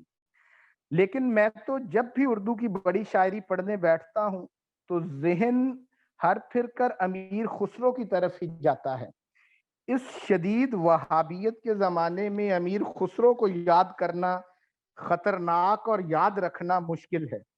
ویسے بھی آج کل ادب عام طور پر تنقید، خاص طور پر خوف فساد خلق کے دباؤ میں ہی لکھی جاتی ہے، جبکہ امیر خسرو رحمت اللہ علیہ کا اصول ہے کہ خلق می گوید کہ خسرو بت پرستی می کند، خلق می گوید کہ خسرو بت پرستی می کند، آرے آرے می کنم با خلق مارا کار نیست. تو یہ شعر امیر خسرو کا ہی انہوں نے یہاں پر کوٹ کر دیا حضرت امیر خسرو کو سمجھانے کے لیے، اور ان کی شخصیت کا وہ باغیانہ پن ہمیں دکھانے کے لیے، اور ان کے اندر آزادی کی جو نوعیت اور فریڈم کا جو ایلیمنٹ ان کے ہاں موجود تھا، اور اس میں وہ کسی حد تک بھی یا کسی صورت بھی کوئی کمپرومائز کرنے پہ تیار نہیں تھے، اس کا یہاں پہ ذکر آ گیا. اردو میں فارسی جاننے والے آپ میں سے اکثر لوگ ہوں گے، لیکن اگر کوئی فارسی نہیں اس کو سمجھ سکا تو اردو میں اس کا ترجمہ میں بول دیتا ہوں کہ خلق می گوید کہ خسرو، خلق کہتی ہے کہ خسرو بت پرستی کرتا ہے، خسرو بت پرستی می کند. اگلے مصرے میں آرے آرے می کنم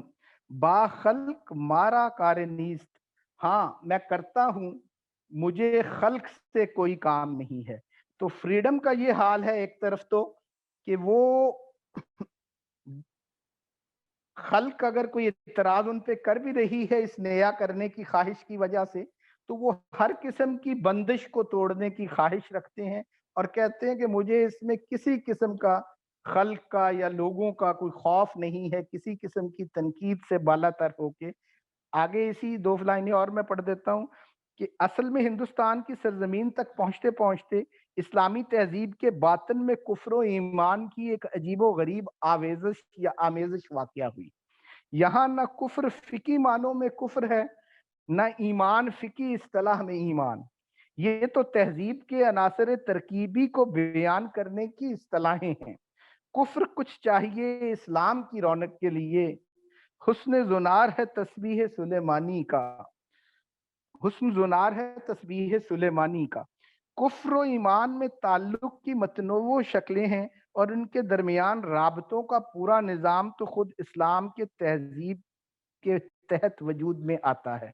پہلے اس اصول کو سمجھ لیجئے، یہ وحدت و کثرت کی بازی گاہ ہے. ہم جس چیز کو تہذیبی معنوں میں ایمان کہتے ہیں وہ تصور حقیقت ہے جو متنوع اور متضاد عناصر کو اپنے گرد جمع کر کے انہیں مخصوص شکلیں اور منضبط صورتیں عطا کرتا ہے. تو یہ میں نے ان کے حوالے سے بھی وہ چیزیں دکھا دی کہ ان کی کارفرمائی وہاں پہ کیسے ہوتی ہے. شروع میں کومنٹ میں بھی یہی بات آئی. تو یہ کفر و ایمان جو ہے تہذیبی سطح پہ اس کی نوعیت کچھ اور ہوتی ہے، اس بنیاد کے اوپر کہ ہند جو ہے یہ کفر کا ایک عالم ہے اور اس سے تہذیبی سطح پہ کچھ لیا نہیں جا سکتا اور سارا کچھ وہیں عرب سے ہی آنا چاہیے. اس کے برعکس حضرت امیر خسرو کے ہاں کس قسم کا احساس موجود تھا، ان کے ہاں کیا فیلنگز تھیں، اور اس معاملے میں وہ کتنی زیادہ آزادی اور لبرٹی لینے کے قائل تھے، اس کا ذکر اور تذکرہ اس پیج سے، اس پیراگراف سے آپ کو اندازہ ہو گیا ہوگا. اب ہم اس کی بات کر رہے تھے کہ اگر ہم ہند اسلامی فکر کو دیکھنا چاہتے ہیں یا پھر حضرت امیر خسرو کی شخصیت میں دیکھ سکتے ہیں یا ان کی ہی کسی آرٹ فارم یا انہی کی کسی مینیفیسٹیشن یا کسی کنٹریبیوشن میں بھی دیکھ سکتے ہیں. تو جس طرح وہاں پہ ہم نے پینٹنگز میں دیکھا تو بڑا انٹرسٹنگ ہوگا. کل آپ کی کلاس کو میں ابھی میل وہ دیکھ رہا تھا تیمور صاحب کی طرف سے آئی, تو وہ موسیقی کے حوالے سے کسی استاد کے ساتھ ہے. تو ہم بھی تھوڑا سا امیر خسرو کا اس حوالے سے اور اس کے اندر ایک ایسی پرفارمنگ آرٹس کے حوالے سے ایک ایسی فارمیشن ہے حضرت امیر خسرو سے جو منسلک ہے اور اس کا تعلق ان سے ہے, تو اس کے اندر بھی ہم اسی حد تک دیکھ سکتے ہیں کہ جیسے لیونارڈو ڈاونسی کی پینٹنگز کو سمجھ کے ہم پوری ماڈرن سویلائزیشن کے اصول کو پکڑ سکتے ہیں, اسی طرح پوری ہند اسلامی فکر جو ہے, انڈو مسلم ٹریڈیشن جو ہے یا انڈین مسلم ٹریڈیشن ہے, اس کو ہم سمجھ سکتے ہیں حضرت امیر خسرو کی تاریخ کے اندر کنٹریبیوشن کو دیکھ کے بھی, ان کی ادب میں کنٹریبیوشن کو دیکھ کے بھی, ان کی موسیقی میں کنٹریبیوشن کو دیکھ کے بھی, ان کی تصوف میں کنٹریبیوشن کو بھی دیکھ کے. اور ابھی بھی ہم جو بات کرنے لگے ہیں مختصر انداز میں وہ ہم موسیقی کے حوالے سے کر دیتے ہیں کہ ایک چیز بے شمار باتیں میوزک کے حوالے سے بھی, ان کی موسیقی کے حوالے سے بھی ایک حصہ اس کتاب کے اندر موجود ہے جو آپ کو بھیجا. اس کے حوالے سے ان کے اوپر بے شمار اور کتابیں بھی ہیں, اس قسم کی کتابیں بھی موجود ہیں کہ موسیقی میں جو چیزیں ان سے منسوب کی گئی ہیں اور وہ ان کی نہیں ہیں. اس کے حوالے سے ایک بہت اچھا مطالعہ رشید ملک صاحب کی کتاب ہے امیر خسرو کے اوپر موسیقی کے حوالے سے, ان کی موسیقی کے حوالے سے, تو اس قسم کا تحقیقی کام اس میں بھی موجود ہے. تو اب اس کے علاوہ بھی کچھ کام ہے کہ جس میں یہ تو دکھایا گیا کہ کیا کیا چیزیں حضرت امیر خسرو کی نہیں تھیں. پھر ان اعتراضات کے جوابات بھی کئی آئے, جس میں مسعود رضوی صاحب کا کام بھی اسی حوالے سے ہے کہ بے شمار ڈسپلنز کے اندر حضرت امیر خسرو نے جو کچھ کیا یا ان سے جو چیزیں ہم منسوب کرتے ہیں, مثال کے طور پہ ان کی کتاب جیسے خالق باری ہے ادب کے حوالے سے, اس کا مرتبہ اور مقام جو ہے, کئی لوگوں نے بعد میں تحقیق پہ یہ اعتراض کیا کہ نہیں جی یہ تو ان سے بعد کی کتاب تھی, لیکن اس کا پھر ایک رسپانس بھی آ چکا ہے ان تحقیقات کا کہ نہیں یہ حضرت امیر خسرو ہی کی کتاب تھی اور انہی کا کام ہے, کتاب تو نہیں وہ ایک اور کتاب کا حصہ تھی, انہی کا یہ کام ہے, لیکن بعد میں کچھ چیزیں اس میں ضرور شامل ہوئی ہیں. تو اس خالق باری کی نوعیت یا نیچر ایسے ہے کہ یوں سمجھ لیں ویسٹ کے اندر جو ابتدائی انگلش کی جیسے ابتدائی ڈکشنری کی بات کر لیں لغت کی, جانسن کا جو کام ہے جس طرح ہم کہہ لیں, تو اسی طرح کا خالق باری بھی اسی قسم کا کام ہے کہ جو اس دور میں جب ہندوی یا ہندی زبان جو بعد میں اردو کی شکل بن رہی ہے اور جو بھی دہلی کے اندر کھڑی بولی بھی کئی اس کو کہہ رہے ہیں ابتدائی شکل کے اندر, اور برج بھاشا کئی اس کو قرار دیتے ہیں اس دور کے اندر جب ہندوی بولتے ہیں, تو یہ والی جو چیز تھی اس کی ایک لغت اس قسم کی جو سینونیمز پر بیسڈ, جس کو ہم کہتے ہیں کہ ایک فارسی کا اس کے متبادل یا مترادف لفظ کیا ہو سکتا ہے اور ہندی زبان میں کیا ہو سکتا ہے, یہ کام ان کا اس دور میں. تو اس کام کے اوپر بھی اعتراضات آئے کہ یہ شاید بعد میں کسی کا کام تھا, خسرو نام کے اور لوگ تھے جو ان کے ساتھ منسلک, لیکن کچھ ایسے شواہد ملے کہ جس سے یہ ثابت ہوتا ہے کہ یہ بات کا کام نہیں تھا. اس میں کئی ایسے الفاظ کا استعمال تھا کہ جو حضرت امیر خسرو کے دور میں ہی بولے جاتے تھے, بعد میں متروک ہو چکے تھے. تو ان چیزوں سے یا اس قسم کے اور کافی اشارے ملے کہ نہیں وہ ان کا ہی کام تھا. تو ایک تو ان کے کافی سارے کام میں سے, کیونکہ انہوں نے کام کیا کافی رخ پہ ہوا ہے, تو کافی سارا کام ایسا ہے کہ جو ایسا ہے کہ اس میں چیزیں بھی شامل ہو گئی ہیں. ان چیزوں کے شامل ہونے کی وجہ سے کئی لوگوں نے اعتراض کر دیا ہوا ہے کہ یہ امیر خسرو کا کام نہیں تھا, لیکن اس میں اصل نوعیت یہ ہے کہ وہ کام اصل میں حضرت امیر خسرو ہی کے تھے, لیکن انہوں نے بعد میں ایک شکل اختیار کر لی یا اور چیزیں شامل ہو گئیں, یا دوسری سطح پہ کئی دفعہ یہ ہوا ہے یہی نیا کیا کیا کا مسئلہ اس سے بھی کچھ سالو ہوتا ہے کہ حضرت امیر خسرو نے کیونکہ لیونارڈو ڈا ونچی کی طرح کچھ نیا نہیں کیا تھا, کچھ ایسا نیا نہیں کیا تھا کہ جو اپنی روایت سے کٹ کر کیا ہو, بلکہ انہوں نے اپنی روایت سے جڑ کر اس سے منسلک ہو کر اور اپنی جو روایت کا بیج ہے اسی سے ہی کچھ نئی چیزیں جو تھی وہ گرو کی اور کچھ نئی چیزیں اس کے اوپر پیوند کی, اور ان کے یہ نیا کرنے کو ہم ایجاد سے زیادہ اختراع کہیں تو زیادہ بہتر ہے. ان کا جو نیا کام تھا,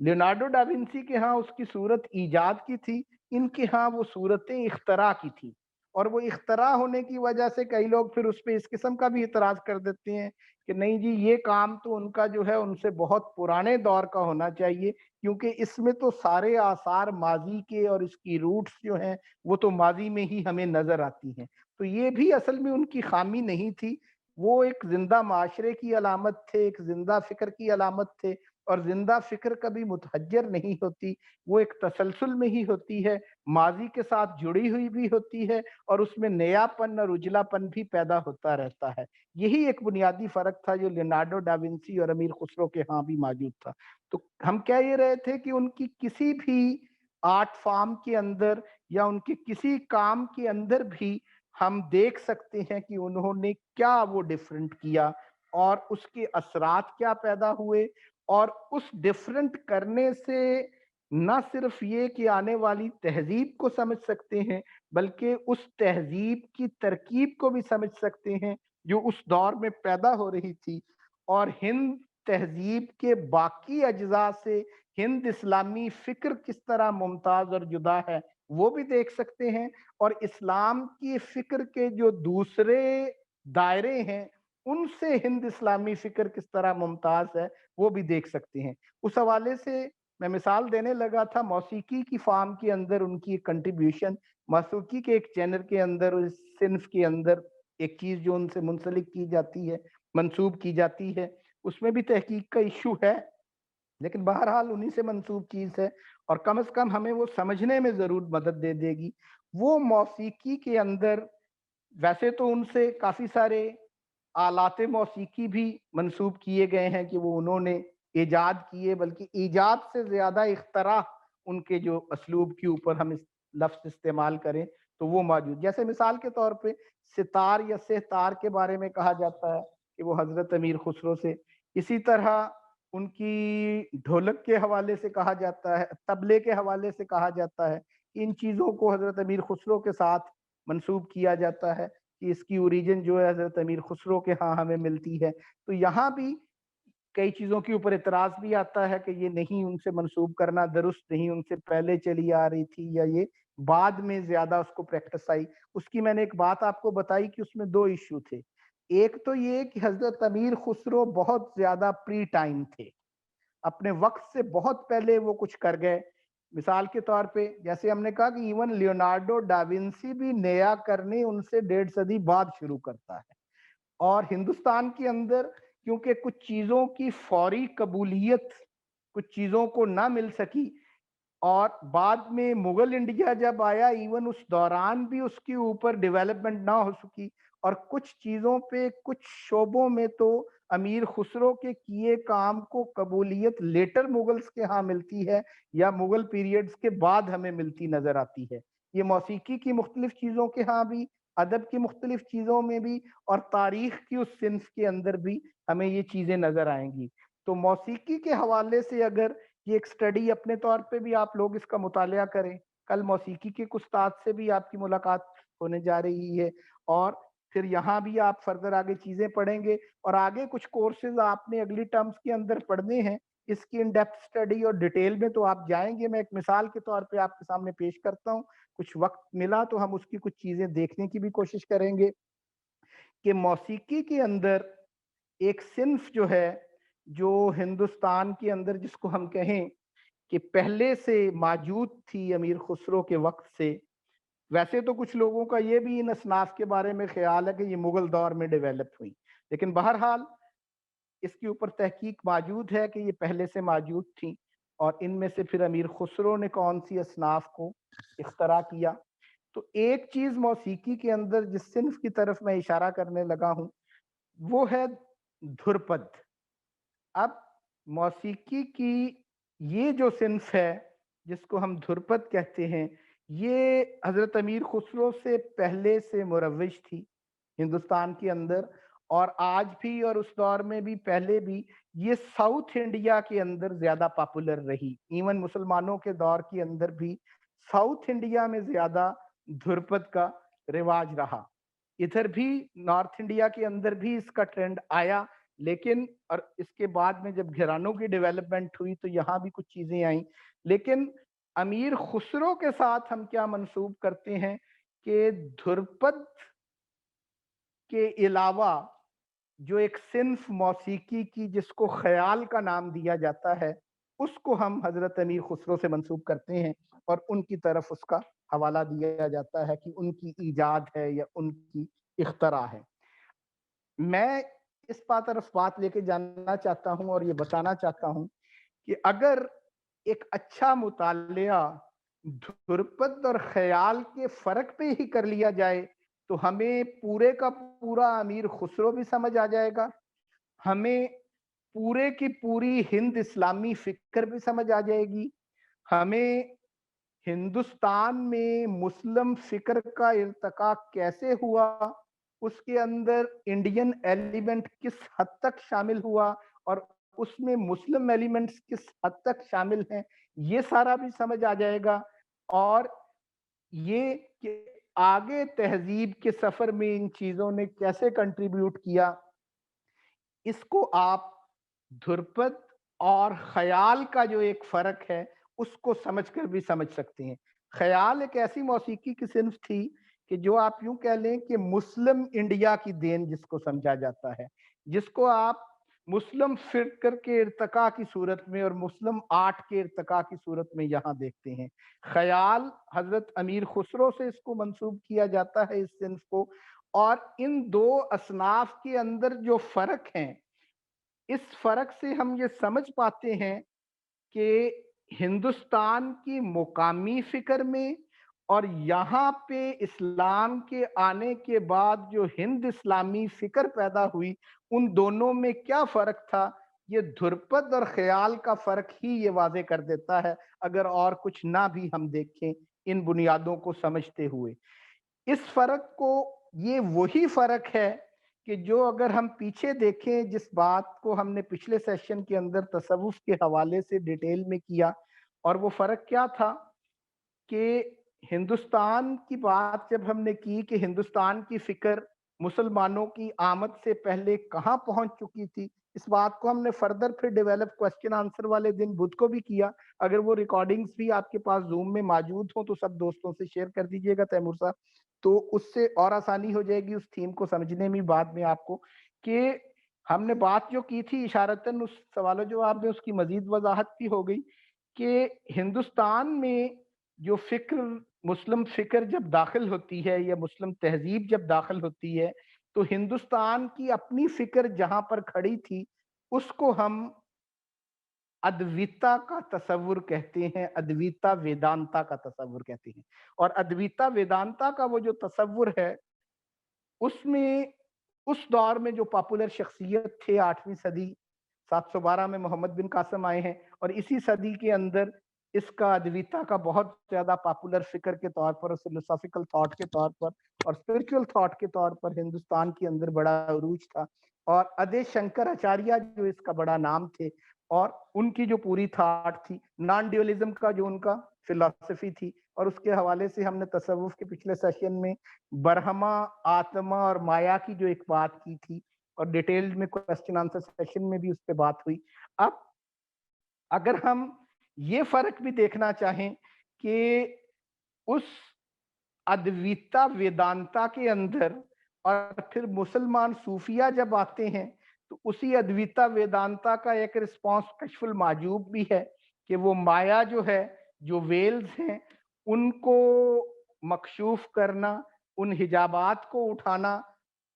इस वेल को हटाना, इसकी बात वो भी कर रहे हैं। हमारे सूफिया को भी उस पूरी फिक्र का पूरी तरह इदराक था और उसका उन्होंने एक जो रिस्पॉन्स भी दिया, और अबू अली हिंदी के जरिए हजरत जुनैद बगदादी से भी पहले ये बातें जो सूफिया के हाँ वहां पर पहुंच रही थी हमारे, तो उनका तज़किरा भी वहां मिलता है। और मुसलमानों ने जो वहदतुल वजूद और वहदतुल शऊद यहाँ पर हिंदुस्तान में डेवलप की, उसके रिस्पॉन्स के नतीजे में और उसके साथ एक इश्तिराक के नतीजे में और उसके साथ एक तरकीब का जो अमल था उसके नतीजे में, तो यूं समझ लें کہ ادویتا ویدانتا اور وحدت الوجود اور وحدت الشہود میں جو فرق ہے کہ مسلم تھاٹ کے وحدت الوجود اور اس کی اگلی ڈیولپمنٹ وحدت الشہود، یہ کس حد تک ادویتا ویدانتا سے مختلف ہے، اس کو آپ وہاں بھی جا کے دیکھ سکتے ہیں مسلم تہذیب کی یا مسلم فکر کا ہندوستان میں صوفیہ کے ہاں جو ارتقا تھا.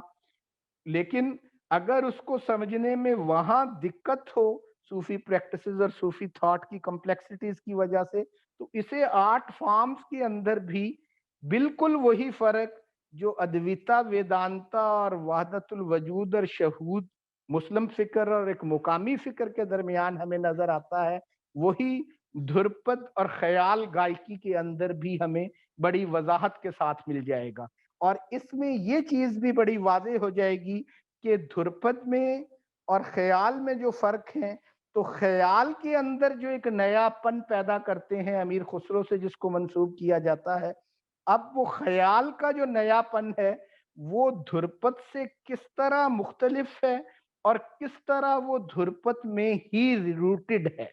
اس کی جڑیں بھی دھرپد میں ہیں اور اس کے اندر ایک نیا پن بھی موجود ہے اس گائکی کے اندر. تو امیر خسرو کے ہاں نیا پن کا اسلوب لیونارڈو ڈاونسی سے مختلف تھا. امیر خسرو کا نیا پن لیونارڈو ڈاونسی کی طرح روایت سے کٹا نہیں ہوا تھا. امیر خسرو جس تہذیبی روش کو پیدا کرنے چلے تھے، امیر خسرو اسلامی فکر اور ہند اسلامی تہذیب کو جو سمت دینے چلے تھے، وہ جدیدیت سے کس طرح مختلف ہے، تو یہ بھی اس میں دیکھا جا سکتا ہے. تو یہ جیسے کومنٹس بھی آ رہے ہیں کہ اولڈسٹ فارم تھی دھرپد، دھرپد سے پہلے دھرو اور پد یہ دو علیحدہ اصناف کے طور پہ بھی موجود تھیں، لیکن مسلمانوں کے آنے سے پہلے ہی دھرپد ایک اولڈسٹ فارم کے طور پہ ایمرج کر چکی تھی. اور دھرپد اور خیال میں بات ہوگی، باقی چیزیں تو آپ ذرا خود ڈیٹیل میں دیکھیں گے اور موسیقی کے استادوں سے ان کو ڈیٹیل میں بھی سمجھیں گے، لیکن تھوڑی سی چیزیں جو بظاہر اس کے حوالے سے دیکھنے کہنے میں کہی جاتی ہیں کہ بظاہر جو اس کے فرق آپ کو نظر آئیں گے کہ سب سے بڑا فرق جو اس میں انسٹرومنٹس جو یوز ہو رہے ہیں اس حوالے سے بھی اگر اس کو دیکھا جا سکتا ہے کہ انسٹرومنٹ دھرپد کے اندر، دھرپد کے لٹرل میننگز بھی جو ہیں بذات خود، اس سے ہی آپ کو یہ سارا فرق واضح ہو جائے گا. امیر خسرو بھی سمجھ آ جائے گا، لیونارڈو ڈا ونسی اور امیر خسرو کا فرق بھی سمجھ آ جائے گا، اور ہند اسلامی فکر نے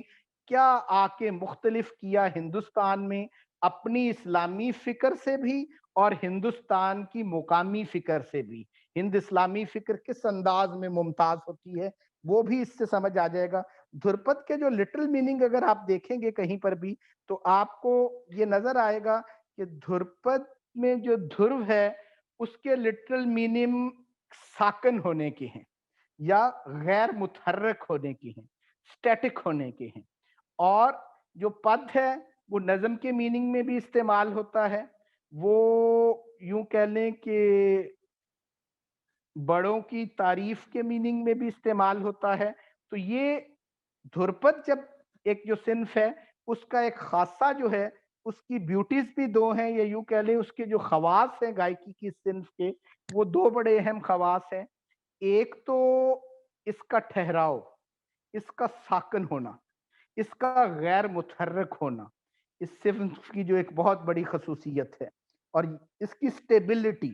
تو ہند فکر جو ہے اس کو اگر ادویتا ویدانتا کے اندر بھی برہما کی سطح پہ جب ہم دیکھتے ہیں تو وہاں بھی یہ ساکن ہونا، غیر متحرک ہونا، سٹیٹک ہونا، اسپیس اورینٹڈ ہونا، یہ سارے ایلیمنٹس ہمیں وہاں پر بھی اسی طرح اموویبلٹی، اس کی پرماننس، یہ جتنی بھی چیزیں آپ دیکھیں گے دھرپد کے حوالے سے، یہ اس کی پریکٹس کے حوالے سے بھی اور اس کی لٹرل میننگز کے حوالے سے بھی یہ آپ کو نظر آئے گی. اور ہند کی اپنی فکر کے حوالے سے بھی ایک بہت آئیڈیل اس کا سمبل ہے. اب خیال کی جو ایک پریکٹس آتی ہے، اب یہ دھرپد کے اندر انسٹرومنٹس کی یوز کی جب ہم بات کرتے ہیں تو تانپورا کا استعمال اس کے اندر زیادہ ہوتا ہے دھرپد کے اندر. پھر تانپورا کے ساتھ پکھاوج کا استعمال اس کے اندر بہت ہے. اب پکھاوج جو ہے یوں کہہ لیں کہ جس کی ہم بات کر رہے ہیں کہ اسی پکھاوج سے آگے اختراع ہے ہماری جو ڈھولکی بھی،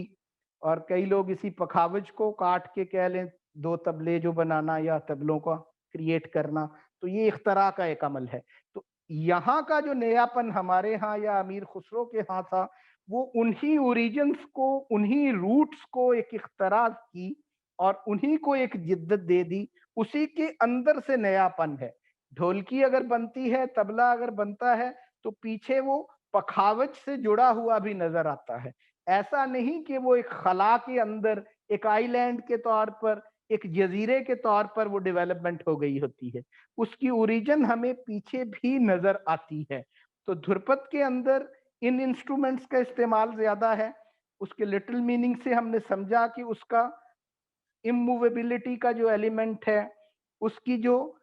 एक मुस्तकिल फॉर्मेशन है, उसका एलिमेंट है। फिर उसके अंदर एक और सादगी का एलिमेंट मौजूद होता है कि इसमें तानों और मुर्कियों का इस्तेमाल बहुत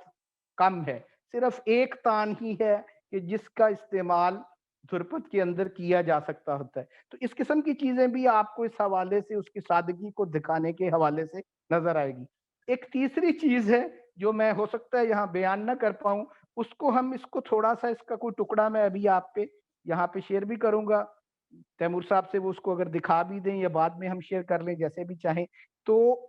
उसके अंदर एक गंभीरता का एलिमेंट है कि उसको सुनेंगे भी जब हम, तो हिंदू ज़हन की जो गंभीरता है, हिंदू ज़हन के साथ साथ हिंदू मत की और शंकर आचार्य की अद्विता वेदांता की जो गंभीरता है, और फिर वही गंभीरता अदब के अंदर भी, वही गंभीरता मौसीकी के अंदर भी, वही हमें उसको ट्रांसलेट लफ्जों में करने से ज्यादा, उसको राग में सुनने से ज्यादा अंदाज होगा, एहसास होगा उस गंभीरता का कि ध्रुपद के अंदर ये भी पाई जाती है। उसका अभी हम एक परफॉर्मेंस में थोड़ा सा कोशिश करेंगे कोई चीज ध्रुपद की शेयर कर दूं और वो देख सकें आप। लेकिन दूसरी तरफ अब हम जो देख रहे हैं कि ये कर्नाटक के अंदर, साउथ इंडिया के अंदर तो यही पॉपुलर है, आज भी फॉर्म रही, अब वहां पे भी कम होती जा रही है। लेकिन जो मुस्लिम इंडिया डेवलप होता है, मुस्लिम हिंदुस्तान जो डेवलप होता है, और हिंदुस्तान की टर्म हमें हिंदुस्तान से बड़ी नफरत पैदा कर दी जाती है हमारी टेक्स्ट बुक्स के अंदर। हालांकि हिंदुस्तान कोई लोकल इंडिया की टर्म नहीं थी जिसके मुकाबले में हम इसको जहन साजी हमारी करने की कोशिश की जाती है। हिंदुस्तान तो मुस्लिम इंडिया का नाम था,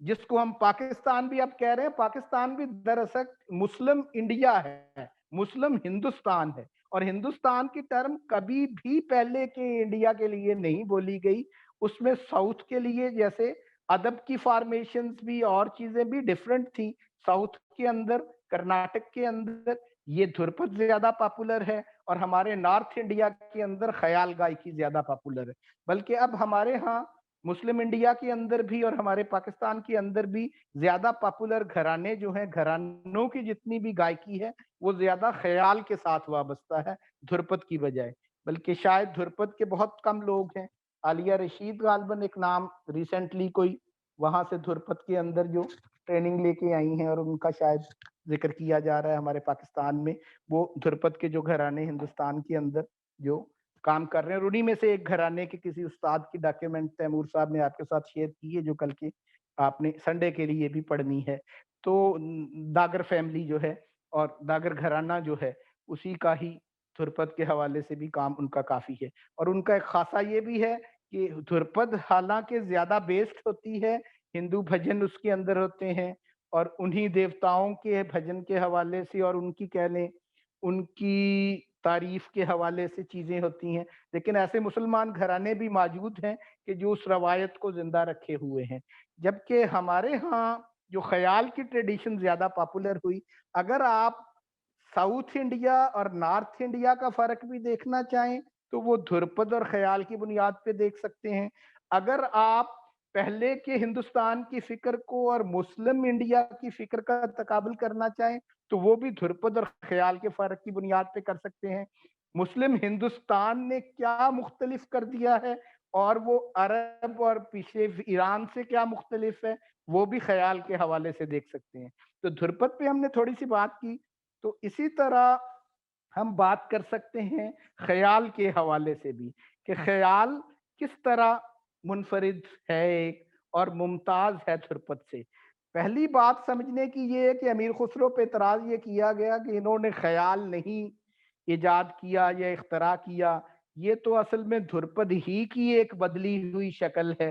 تو یہی نیا پن کا جو معاملہ ہے امیر خسرو کے ہاں، کچھ نیا ایسا نہیں کرتے کہ وہ اپنی اوریجن سے کٹا ہوا ہو، اور یہ ان کا ایک نقص نہیں ہے، یہ ان کی ایک خوبی ہے، اور یہی ان کا ایک طرز احساس ہے کہ وہ لوکل روایت میں بھی اس کے بیج جڑے ہوئے ہوں گے اور اس کے بیج اسلامی روایت میں بھی پیوست ہوں گے، اور پھر اس کے ساتھ وہ ایک نیا کر کے دکھاتے ہیں. ہندو روایت رہے گی، اسلامی روایت رہے گی، اور پھر اس کے باوجود ایک ہند اسلامی روایت وہ پیدا کر کے دکھا دیں گے. کسی بھی فن کے اندر بڑا کمال یہ نہیں ہوتا کہ اس روایت کو تبدیل کر دیا جائے، ہندو روایت کو بدل دیتے یا اسلامی روایت کو بدل دیتے، بلکہ بڑا کام یہ ہوتا ہے کہ ان دو روایتوں کے درمیان ایک نیا تعلق پیدا کر دیا جائے. امیر خسرو نے انڈین یا ہندوستانی فکر، ہند اور سندھ کی جو فکر تھی اور اسلامی فکر جو تھی، ان کے درمیان ایک نیا تعلق پیدا کر کے دکھایا. اس تعلق کے مظاہر ان کی تاریخ نویسی میں بھی پوری ڈیٹیل سے ان پہ بات ہو سکتی ہے، ادب کے اندر بھی ان پہ پوری تفصیل سے بات ہو سکتی ہے، موسیقی میں بھی اس پہ پوری تفصیل سے بات ہو سکتی ہے، تصوف میں بھی اس پہ پوری تفصیل کے بات ہو سکتی ہے، بلکہ سائنس کے حوالے سے بھی کچھ آرٹیکلز میں کوشش کروں گا آپ سے شیئر کروں کہ اس پہ بھی اس کے کچھ آثار جو ہیں ان کی بات ہو سکتی ہے کہ ان دونوں کو ایک نئے تعلق میں باندھ دینا، یہ ایک انجذاب اور اس کے بعد ایک سنتھسس کی صورت تھی جو امیر خسرو کے ہاں ملتا ہے. اب جو خیال گائکی ہے وہ دھرپد گائکی سے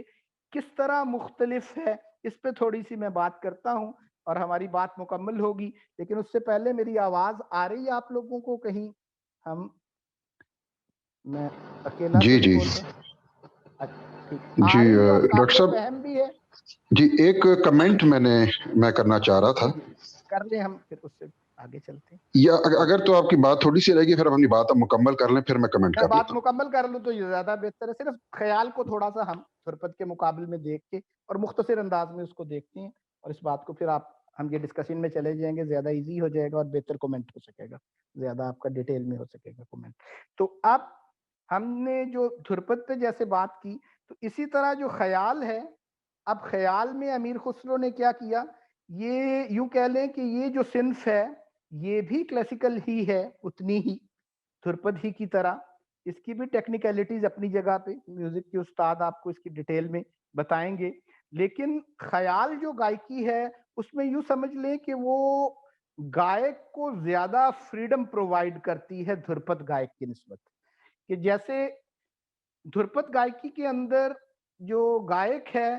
وہ کچھ ایک ہی تان کے اندر بندھا ہوا ہے، اس کے علاوہ اس کو اجازت نہیں نہ مرکیوں کی نہ تانوں کی. فریڈم کا ایلیمنٹ بھی کم ہے اس کے پاس کام کرنے کے لیے، اپنے فن کا مظاہرہ کرنے کے لیے بھی. پھر گریٹر فریڈم کے ساتھ ساتھ خیال کے اپنے لٹرل میننگ بھی امیجنیشن کے ہیں. یوں کہہ لیں کہ خیال، اگر ہم کہیں کہ اسلامی فکر کا ایک بہت بڑا کارنامہ ابن عربی نے جو ایفیمرل ورلڈ یا یوں کہہ لیں کہ فینومینل ورلڈ اور یہ ہماری ایکسپیرینشل ورلڈ جو ہے، یہ دنیا، تجربے کی دنیا جو ہے، یہ حواس کی جو دنیا ہے، اس کے اور دوسری طرف جو ہمارا اسپرچول ورلڈ ہے، اس کے درمیان ابن عربی نے اپنی ایک کیٹیگری امیجنیشن یا خیال، عالم الخیال. تو وحدت الوجود کے حوالے سے جب ہم آگے بات کریں گے اور وحدت الشہود پہ تو اس کو دیکھیں گے، تو اسلامی فکر کے اندر وہ جتنا بڑا کارنامہ تھا خیال کی کیٹیگری کو انٹروڈیوس کروا دینا، ابن عربی کا جو کارنامہ تھا، تو ہندوستان کے اندر گائکی میں خیال کو انٹروڈیوس کروانا یہ امیر خسرو کے ساتھ منسوب ہے. ان سے نہ منسوب کریں اگر کچھ محقق تو بہرحال یہ مسلم کنٹریبیوشن کے طور پہ ہی اور مسلم ڈیولپمنٹ کے طور پہ ہی دیکھا جاتا ہے. تو یہ इमेजिनल वर्ल्ड की कैटेगरी की जितनी इम्पोर्टेंस है इस्लामी फिक्र के अंदर और सूफियाना फिक्र के अंदर, आप यूं कह लें कि मौसीकी के अंदर और हिंद इस्लामी फिक्र के अंदर धुरपद से ख्याल की जो कैटेगरी आगे इवॉल्व करना और बाद वाली जो सिनफें हैं गायकी की, जो ठुमरी वगैरह और टप्पे भी, इवन हमारे पंजाबी जो इससे जो मिलती जुलती इसनाफ जो हैं, इनके दरमियान में ये जो एक कैटेगरी ख्याल की थी, इसने मौका प्रोवाइड किया बाकी असनाफ को फ्लरिश करने का भी। नहीं तो धुरपद का जो गंभीरता थी और धुरपद की जो कांस्टेंट होना और स्टैटिक होना और गैर मुतहर्रिक होना और जामद होने का जो उसमें एलिमेंट था, वो शायद इसकी फर्दर डेवलपमेंट ही ना होने देता। इसी तरह अद्वितीया की भी शायद फर्दर डेवलपमेंट इस्लामी फिक्र के यहाँ आने के बगैर ना हो पाती। तो ये एक मौका, ये कैटेगरी, ये सिंफ म्यूजिक के अंदर जो ख्याल की इंट्रोड्यूस हुई, ये इमेजिनल वर्ल्ड की जो कैटेगरी इब्ने अरबी ने इंट्रोड्यूस करवाई, ये हिंद इस्लामी फिक्र और हिंद इस्लामी मौसीकी और हिंद मौसीकी के अंदर ये उतनी ही बड़ी कैटेगरी थी। तो ये फ्रीडम का एलिमेंट भी इसमें ज्यादा होता है, ये इमेजिनेटिव भी ज्यादा है ये प्रोसेस। फिर इसके अंदर जो राग और ताल जो हैं उसके अंदर भी एक फ्रीडम का एलिमेंट किसी हद तक ज्यादा है उसकी निस्बत ख्याल में। तो यूं कह लें कि ये धुरपद से तो थोड़ी सी एक लाइटर सिंस है ख्याल जो है, लेकिन अपने से बाद आने वाली ठुमरी से या फिर जो टप्पे इन असनाफ से, इनसे जरा ज्यादा ये मोर क्लासिकल है। ये असलूब हमारे यहाँ इस्लामी फिक्र और वहदतुल वजूद को देखने में भी और अद्वितीया को देखने में भी कि हर चीज अपने फौक से एक मीनिंग लेती है, अपने से बरतर अकलीम से मानवियत अखज करती है। तो ख्याल नो डाउट अपनी मानवियत जो है वो धुरपद से ही अखज करता है, ठुमरी अपनी मानवियत जो है वो ख्याल से ही अखज करेगी, लेकिन वो धुरपद से मुख्तलिफ भी होगा, वो धुरपद से नया भी होगा, वो धुरपद से अटैच्ड भी होगा और धुरपद से ट्रांसेंड करके अपना भी एक असलूब क्रिएट करेगा और पैदा करेगा। तो इसके अंदर वो धुरपद वाली गंभीरता हमें नहीं महसूस होगी। इंस्ट्रूमेंट्स के हवाले से जो देखने में, पहचान के हवाले से जैसे अब हम देखते हैं, तो इसमें ज्यादा इस्तेमाल तानपुरा और पखावज पे ज्यादा डिपेंडेंस होने की बजाय इसमें तबले का इस्तेमाल और हारमोनियम का इस्तेमाल ये ज्यादा हमें नजर आएगा। सितार भी इसमें लेके आते हैं, मतलब इंस्ट्रूमेंट्स के अंदर भी इसमें फर्क डाला ख्याल में उन्होंने, इसकी गायकी की तर्ज में भी फर्क डाला। फिर इसके अंदर जो धुरपद के अंदर जो फोर स्टेंजा का जो एक मामला होता था कि अस्थाई अंतरा वगैरह इस तरह, वो चार, यहाँ पर दो पे भी काम चला लिया जाता है कभी। और इसके अलावा इसके अंदर इसकी बेशुमार डिटेल्स हैं, इसमें अभी हम जाने की बजाय ये सिर्फ एक सजेशन के तौर पे कि धुरपद और ख्याल के फर्क को मौसीकी के उस्तादों से भी समझें, खुद भी इस पे मुतालिया करें। इससे आपको ये सारे जो हमारे क्वेश्चंस हैं ये रिजॉल्व होते नजर आएंगे। या फिर अद्विता और वहदतुल वजूद की कंपैरेटिव स्टडी हम कर लें, या फिर धुरपद और ख्याल की कंपैरेटिव स्टडी कर लें। हमारे काफी सारे मसाइल इसके अंदर, ख्याल के अंदर ऑर्नामेंटेशन का जो एलिमेंट है उसकी गुंजाइश भी गायक के पास ज्यादा होती है धुरपद की निस्बत, उसमें एक सादगी और गंभीरता ज्यादा है। यहाँ पर उसका तज़य्यन ज्यादा कर सकता है उन सुरों को और इन चीजों का गायक जो है। तो ख्याल के अंदर उसके पास फ्रीडम, इमेजिनेशन, क्रिएटिविटी, नयापन, ये करने के इम्कानात ज्यादा होते हैं। और इसकी जो अपनी बंदिश होती है, इसकी जो वेरिएशंस होती हैं कि इसके अंदर बलम पत और इसके अलावा जो इसको दुरत का जो एक ट्रेंड है, इसको स्लो के अंदर सुनना और इसकी फास्ट जो है वो परफॉर्मेंसेस, तो कई चीजें हैं जो इसको धुरपद से मुख्तलिफ कर रही हैं। लेकिन जिस जिस चीज को आप डिटेल में समझते चले जाएंगे, आपको हिंद इस्लामी फिक्र और हिंद की फिक्र का फर्क भी समझ आता जाएगा। इस्लामी फिक्र का अपना ईरान और अरब की फिक्र से फर्क भी समझ आता चला जाएगा। آپ کو امیر خسرو اور لیونارڈو ڈا ونسی کا فرق بھی سمجھ جاتا چلا جائے گا. آپ کو یہ بھی پتا چلتا چلا جائے گا کہ آنے والی ہند اسلامی تہذیب کس انداز سے پیدا ہو رہی تھی اور اس کی بنیادیں کیا تھیں. وہ آدویتا اور وحدت الوجود اور شہود کے کمپیریزن سے بھی اسٹڈی ہو سکتی ہیں. وہ امیر خسرو کی تاریخ نویسی سے بھی اسٹڈی ہو سکتی ہیں. اب مثال کے طور پر امیر خسرو کے ادب سے بھی اس کا مطالعہ ہو سکتا ہے. ادب کے اندر امیر خسرو ادب برائے ادب تو کرتے ہی تھے، وہ ادب کے اندر، لٹریچر کے اندر، اپنی نظم کے اندر وہ تاریخ بھی بیان کر دیتے تھے. اس دور کے بہت بڑے جو ہسٹورینز ہیں ان کی غلطیاں بھی ان کی نظم پڑھنے سے دور کی جا سکتی ہیں. اس حد تک بڑا کام نظم کے اندر تاریخ نویسی کا جو ایک ٹرینڈ ہے اس کے اندر بھی ان کے بہت سارے کمالات ہیں ادب کی. اس کی طرف تو ہم گئے نہیں پھر آج. تو صرف یہ ایک تھوڑا سا، کیونکہ آپ کی کلاس کل میوزک کی تھی تو میں نے کہا اس پہ اب ایک تو چیز، آپ کا ایک سوال پہلے ایک آیا تھا، اس کو میں ایڈریس کر کے اس کے بعد اس پہ جاتے ہیں کہ ایک کومنٹ آیا تھا شروع میں امیر خسرو کے حوالے سے کہ ان کا فارسی ادب تو بڑا نظر آ رہا ہے، ہندوی ادب نہیں ہے. اس میں ایک چیپٹر یہاں پہ کھڑی بولی میں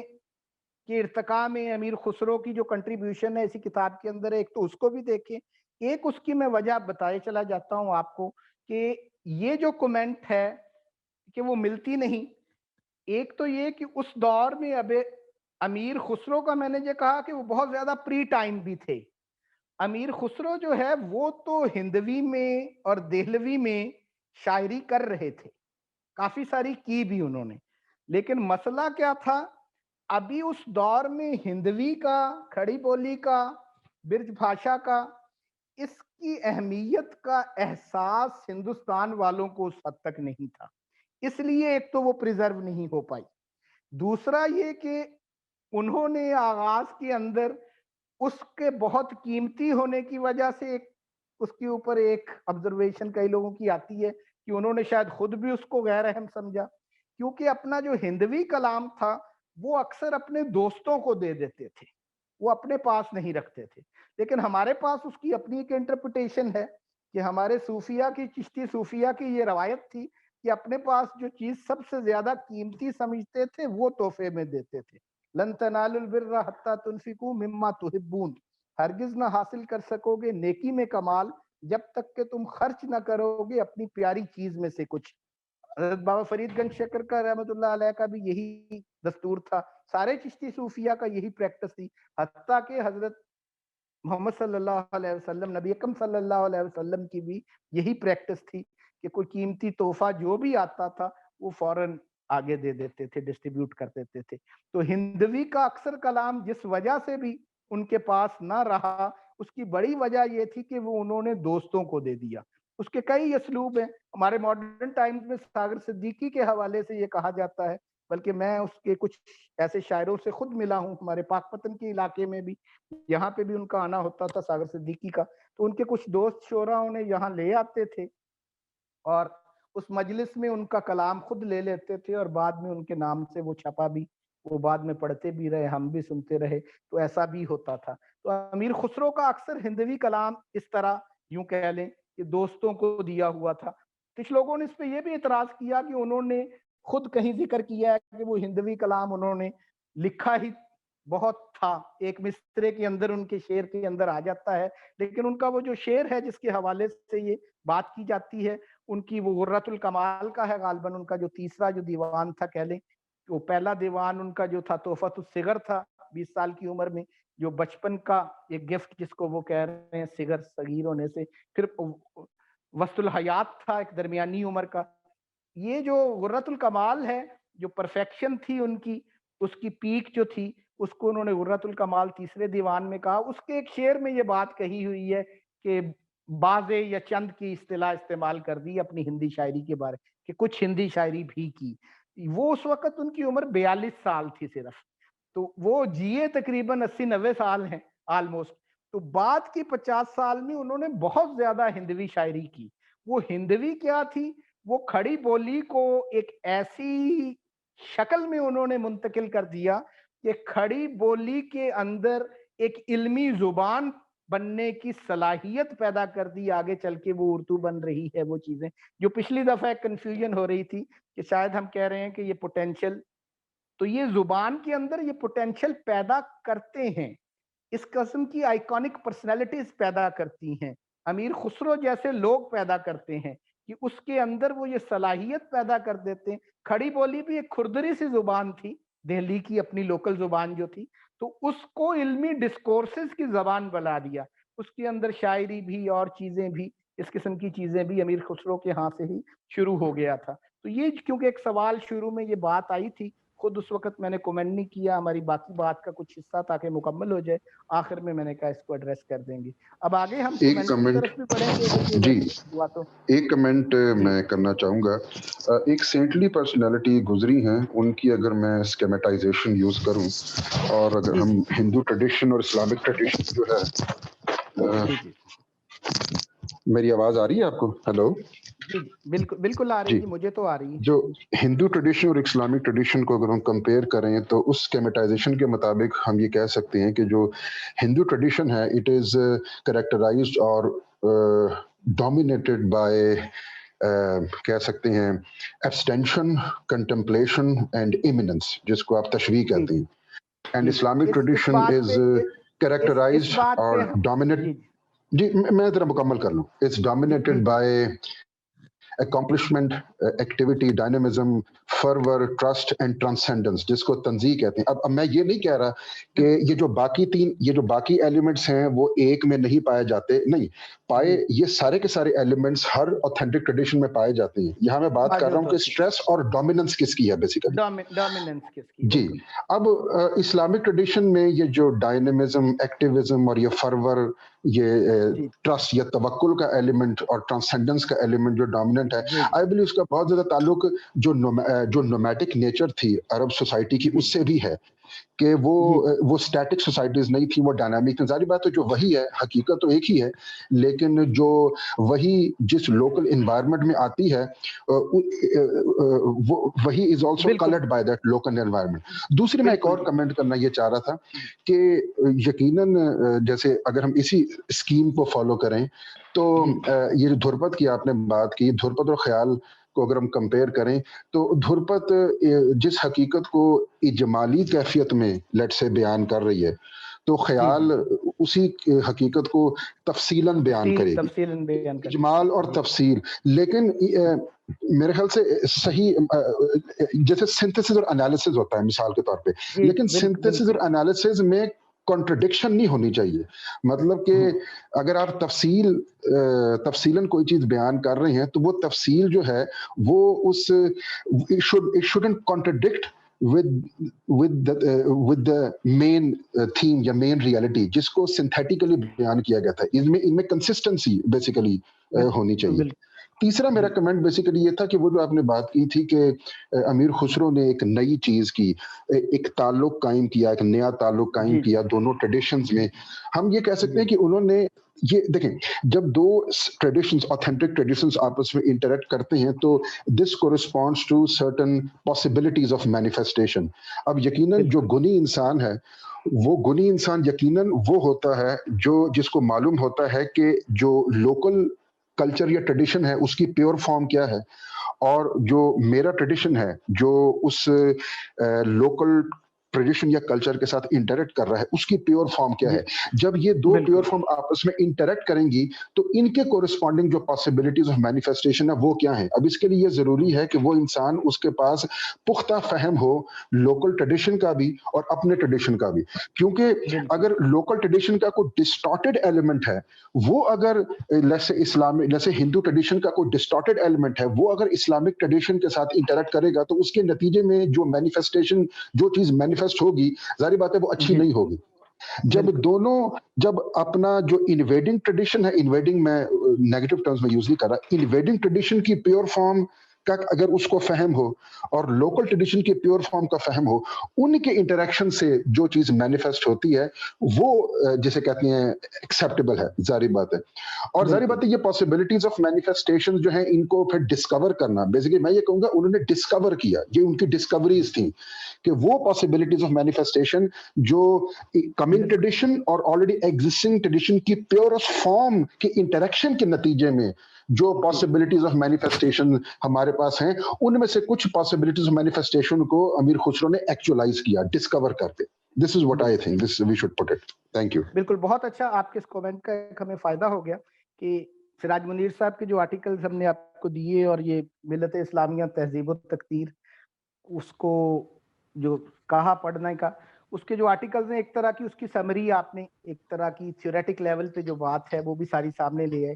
ہم بھی کچھ کورسز کے اندر تھیوریٹک لیول کے اندر اس انداز میں پہلے اس کو کرتے رہے, لیکن اس دفعہ تھوڑا سا رخ یہ رکھا تیمور صاحب نے کہ اس کو ہم تھوڑی سی اس کی اپلیکیشن کے اوپر زیادہ زور دے کے وہاں سے بھی اس کو سمجھنے کی کوشش کریں, اس کی تھیوریٹک سائڈ پہ زیادہ اصرار رکھنے کی بجائے. لیکن اس کا فائدہ ہو گیا, آپ نے اینڈ پہ کنکلوڈنگ کومنٹ کے طور پہ اس کو ڈیٹیل میں بات کی تو دوہرا دیا. اور وہ جو تعلق تھا ہند اور اسلامی تحریک جو فکر کے درمیان, اس تعلق کی ایک نئی نوعیت دریافت کرنا, یہی اس کے ہڈن پوٹینشیلز کو دریافت کرنا ہی تھا, جیسے آپ نے کہا اپنے الفاظ کے اندر. تو یہ بالکل بہت اچھا کیا آپ کی, اس کا بہت فائدہ ہوا کم از کم. جی اصل میں ڈاکٹر صاحب بات یہ ہے کہ ہر جو ٹریڈیشن ہے اس کی اپنی ظاہری بات, اگر ابن عربی کے مطلب زبان میں بات کریں تو ہر ٹریڈیشن کی اپنی آرکیٹیپیکل ریالٹی ہے, which is nothing but a collection of possibilities. تو وہ آرکیٹیپیکل ریالٹی جو ہے بیسیکلی اس کا فہم ہونا ظاہر ہے, جس کے لیے اسپرچل میچورٹی بھی چاہیے. جیسے آپ فرما رہے ہیں کہ وہ سلسلے بھی طریقے سے بھی ان کا تعلق تھا, ظاہری بات ہے. ایکچولی یہ اجمالی اور تفصیلی والی جو بحث ہے بیسیکلی یہ بالکل یہ اصل میں ہم وہ حامد رضا فاضل صاحب ہیں ہم یہاں کے ساتھ ابن عربی کو ہم پڑھ رہے ہیں. ابن عربی کو ہم پڑھ رہے ہیں تو اس میں انہوں نے بتایا تھا کہ مرتبہ احدیت اور مرتبہ وحدیت جو ہے نا, اس میں بھی یہ اجمال اور تفصیل کا ریلیشن شپ ہے. ادھر ہی نہیں, یہ ادویتا کے ہاں بھی جو مراتب ہیں جی بالکل بالکل یہ موجود ہے وہاں پہ. جی بالکل. تو بیسیکلی وہ ڈیوائن ریئل کے اندر پروٹوٹائپس ہے نا. اس دفعہ کورسز ہم نے ڈیزائن اسی انداز میں کیے ہیں کہ تفصیل کے پہلو سے کورس کو لے کے چلیں اجمال کی بجائے. اس دفعہ تیمور صاحب نے یہ اسلوب رکھا تھا, پہلے ہم اجمال سے شروع کرتے تھے اور تفصیل پہ جاتے تھے. اس دفعہ اسٹرکچر یہ کر دی ہے, اسی لیے اسلامی فکر کی بجائے ہند اسلامی فکر رکھا کہ وہ تفصیل میں پہلے جائیں اور اجمال بعد میں کنکلوڈ. اور یہ اچھا ہو گیا سیشن کے اینڈ پہ آپ نے اجمال کی طرف اشارہ کر دیا, کنکلوڈنگ ریمارکس کی آگے. اچھا اس میں ایک اور چیز بھی تیمور صاحب اگر موجود ہے تو وہ دھرپد اور خیال کا جو ایک چھوٹا سا ٹکڑا علیحدہ سے وہ میں شیئر کر دوں واٹس ایپ میں, یا آپ کو کر دوں, ابھی دکھانا چاہیں گے بعد میں, یہ سب لوگ دیکھیں کیونکہ وقت نہیں. واٹس ایپ میں دونوں کی کوئی چھوٹے سے ٹکڑے کر دوں گا تاکہ وہ پرفارمنس میں بھی دو فرق نظر آئے گا. تو اور کوئی سوال کومنٹ اگر ہیں تو اس حوالے سے تو ہم اس کو لے لیتے ہیں. وہ پھر اگر ہم واٹس ایپ میں لے لیں تو وقت کافی ہو چکا ہے, وقت زیادہ ہو گیا ہمارا آلریڈی. کل آپ کی میوزک کی کلاس ہے ویسے بھی, وہ اس میں بھی کچھ چیزیں آپ کی اس حوالے سے بھی آگے بڑھیں گی, اور آگے فیوچر میں بھی کورسز ہمارے ایسے آنے ہیں جو اس کی مزید تفصیلات کھول لیں گے آپ کے پاس نیکسٹ ٹرم میں. اس کے اندر یہ صوفی آرڈرز کے اوپر بھی ایک پورا کورس آپ کا ہے, صوفی ترک کے اوپر بھی آگے مزید ڈیٹیل سٹڈی بھی. اور ہمارا یہ تو ایک انٹروڈکٹری کورس ہے, ان تھیمز کی طرف متوجہ کرانا ہی مقصود ہے اس میں, کہ آپ کے سامنے یہ چیزیں آ جائیں اور آگے ہم نے کس طرف چلنا.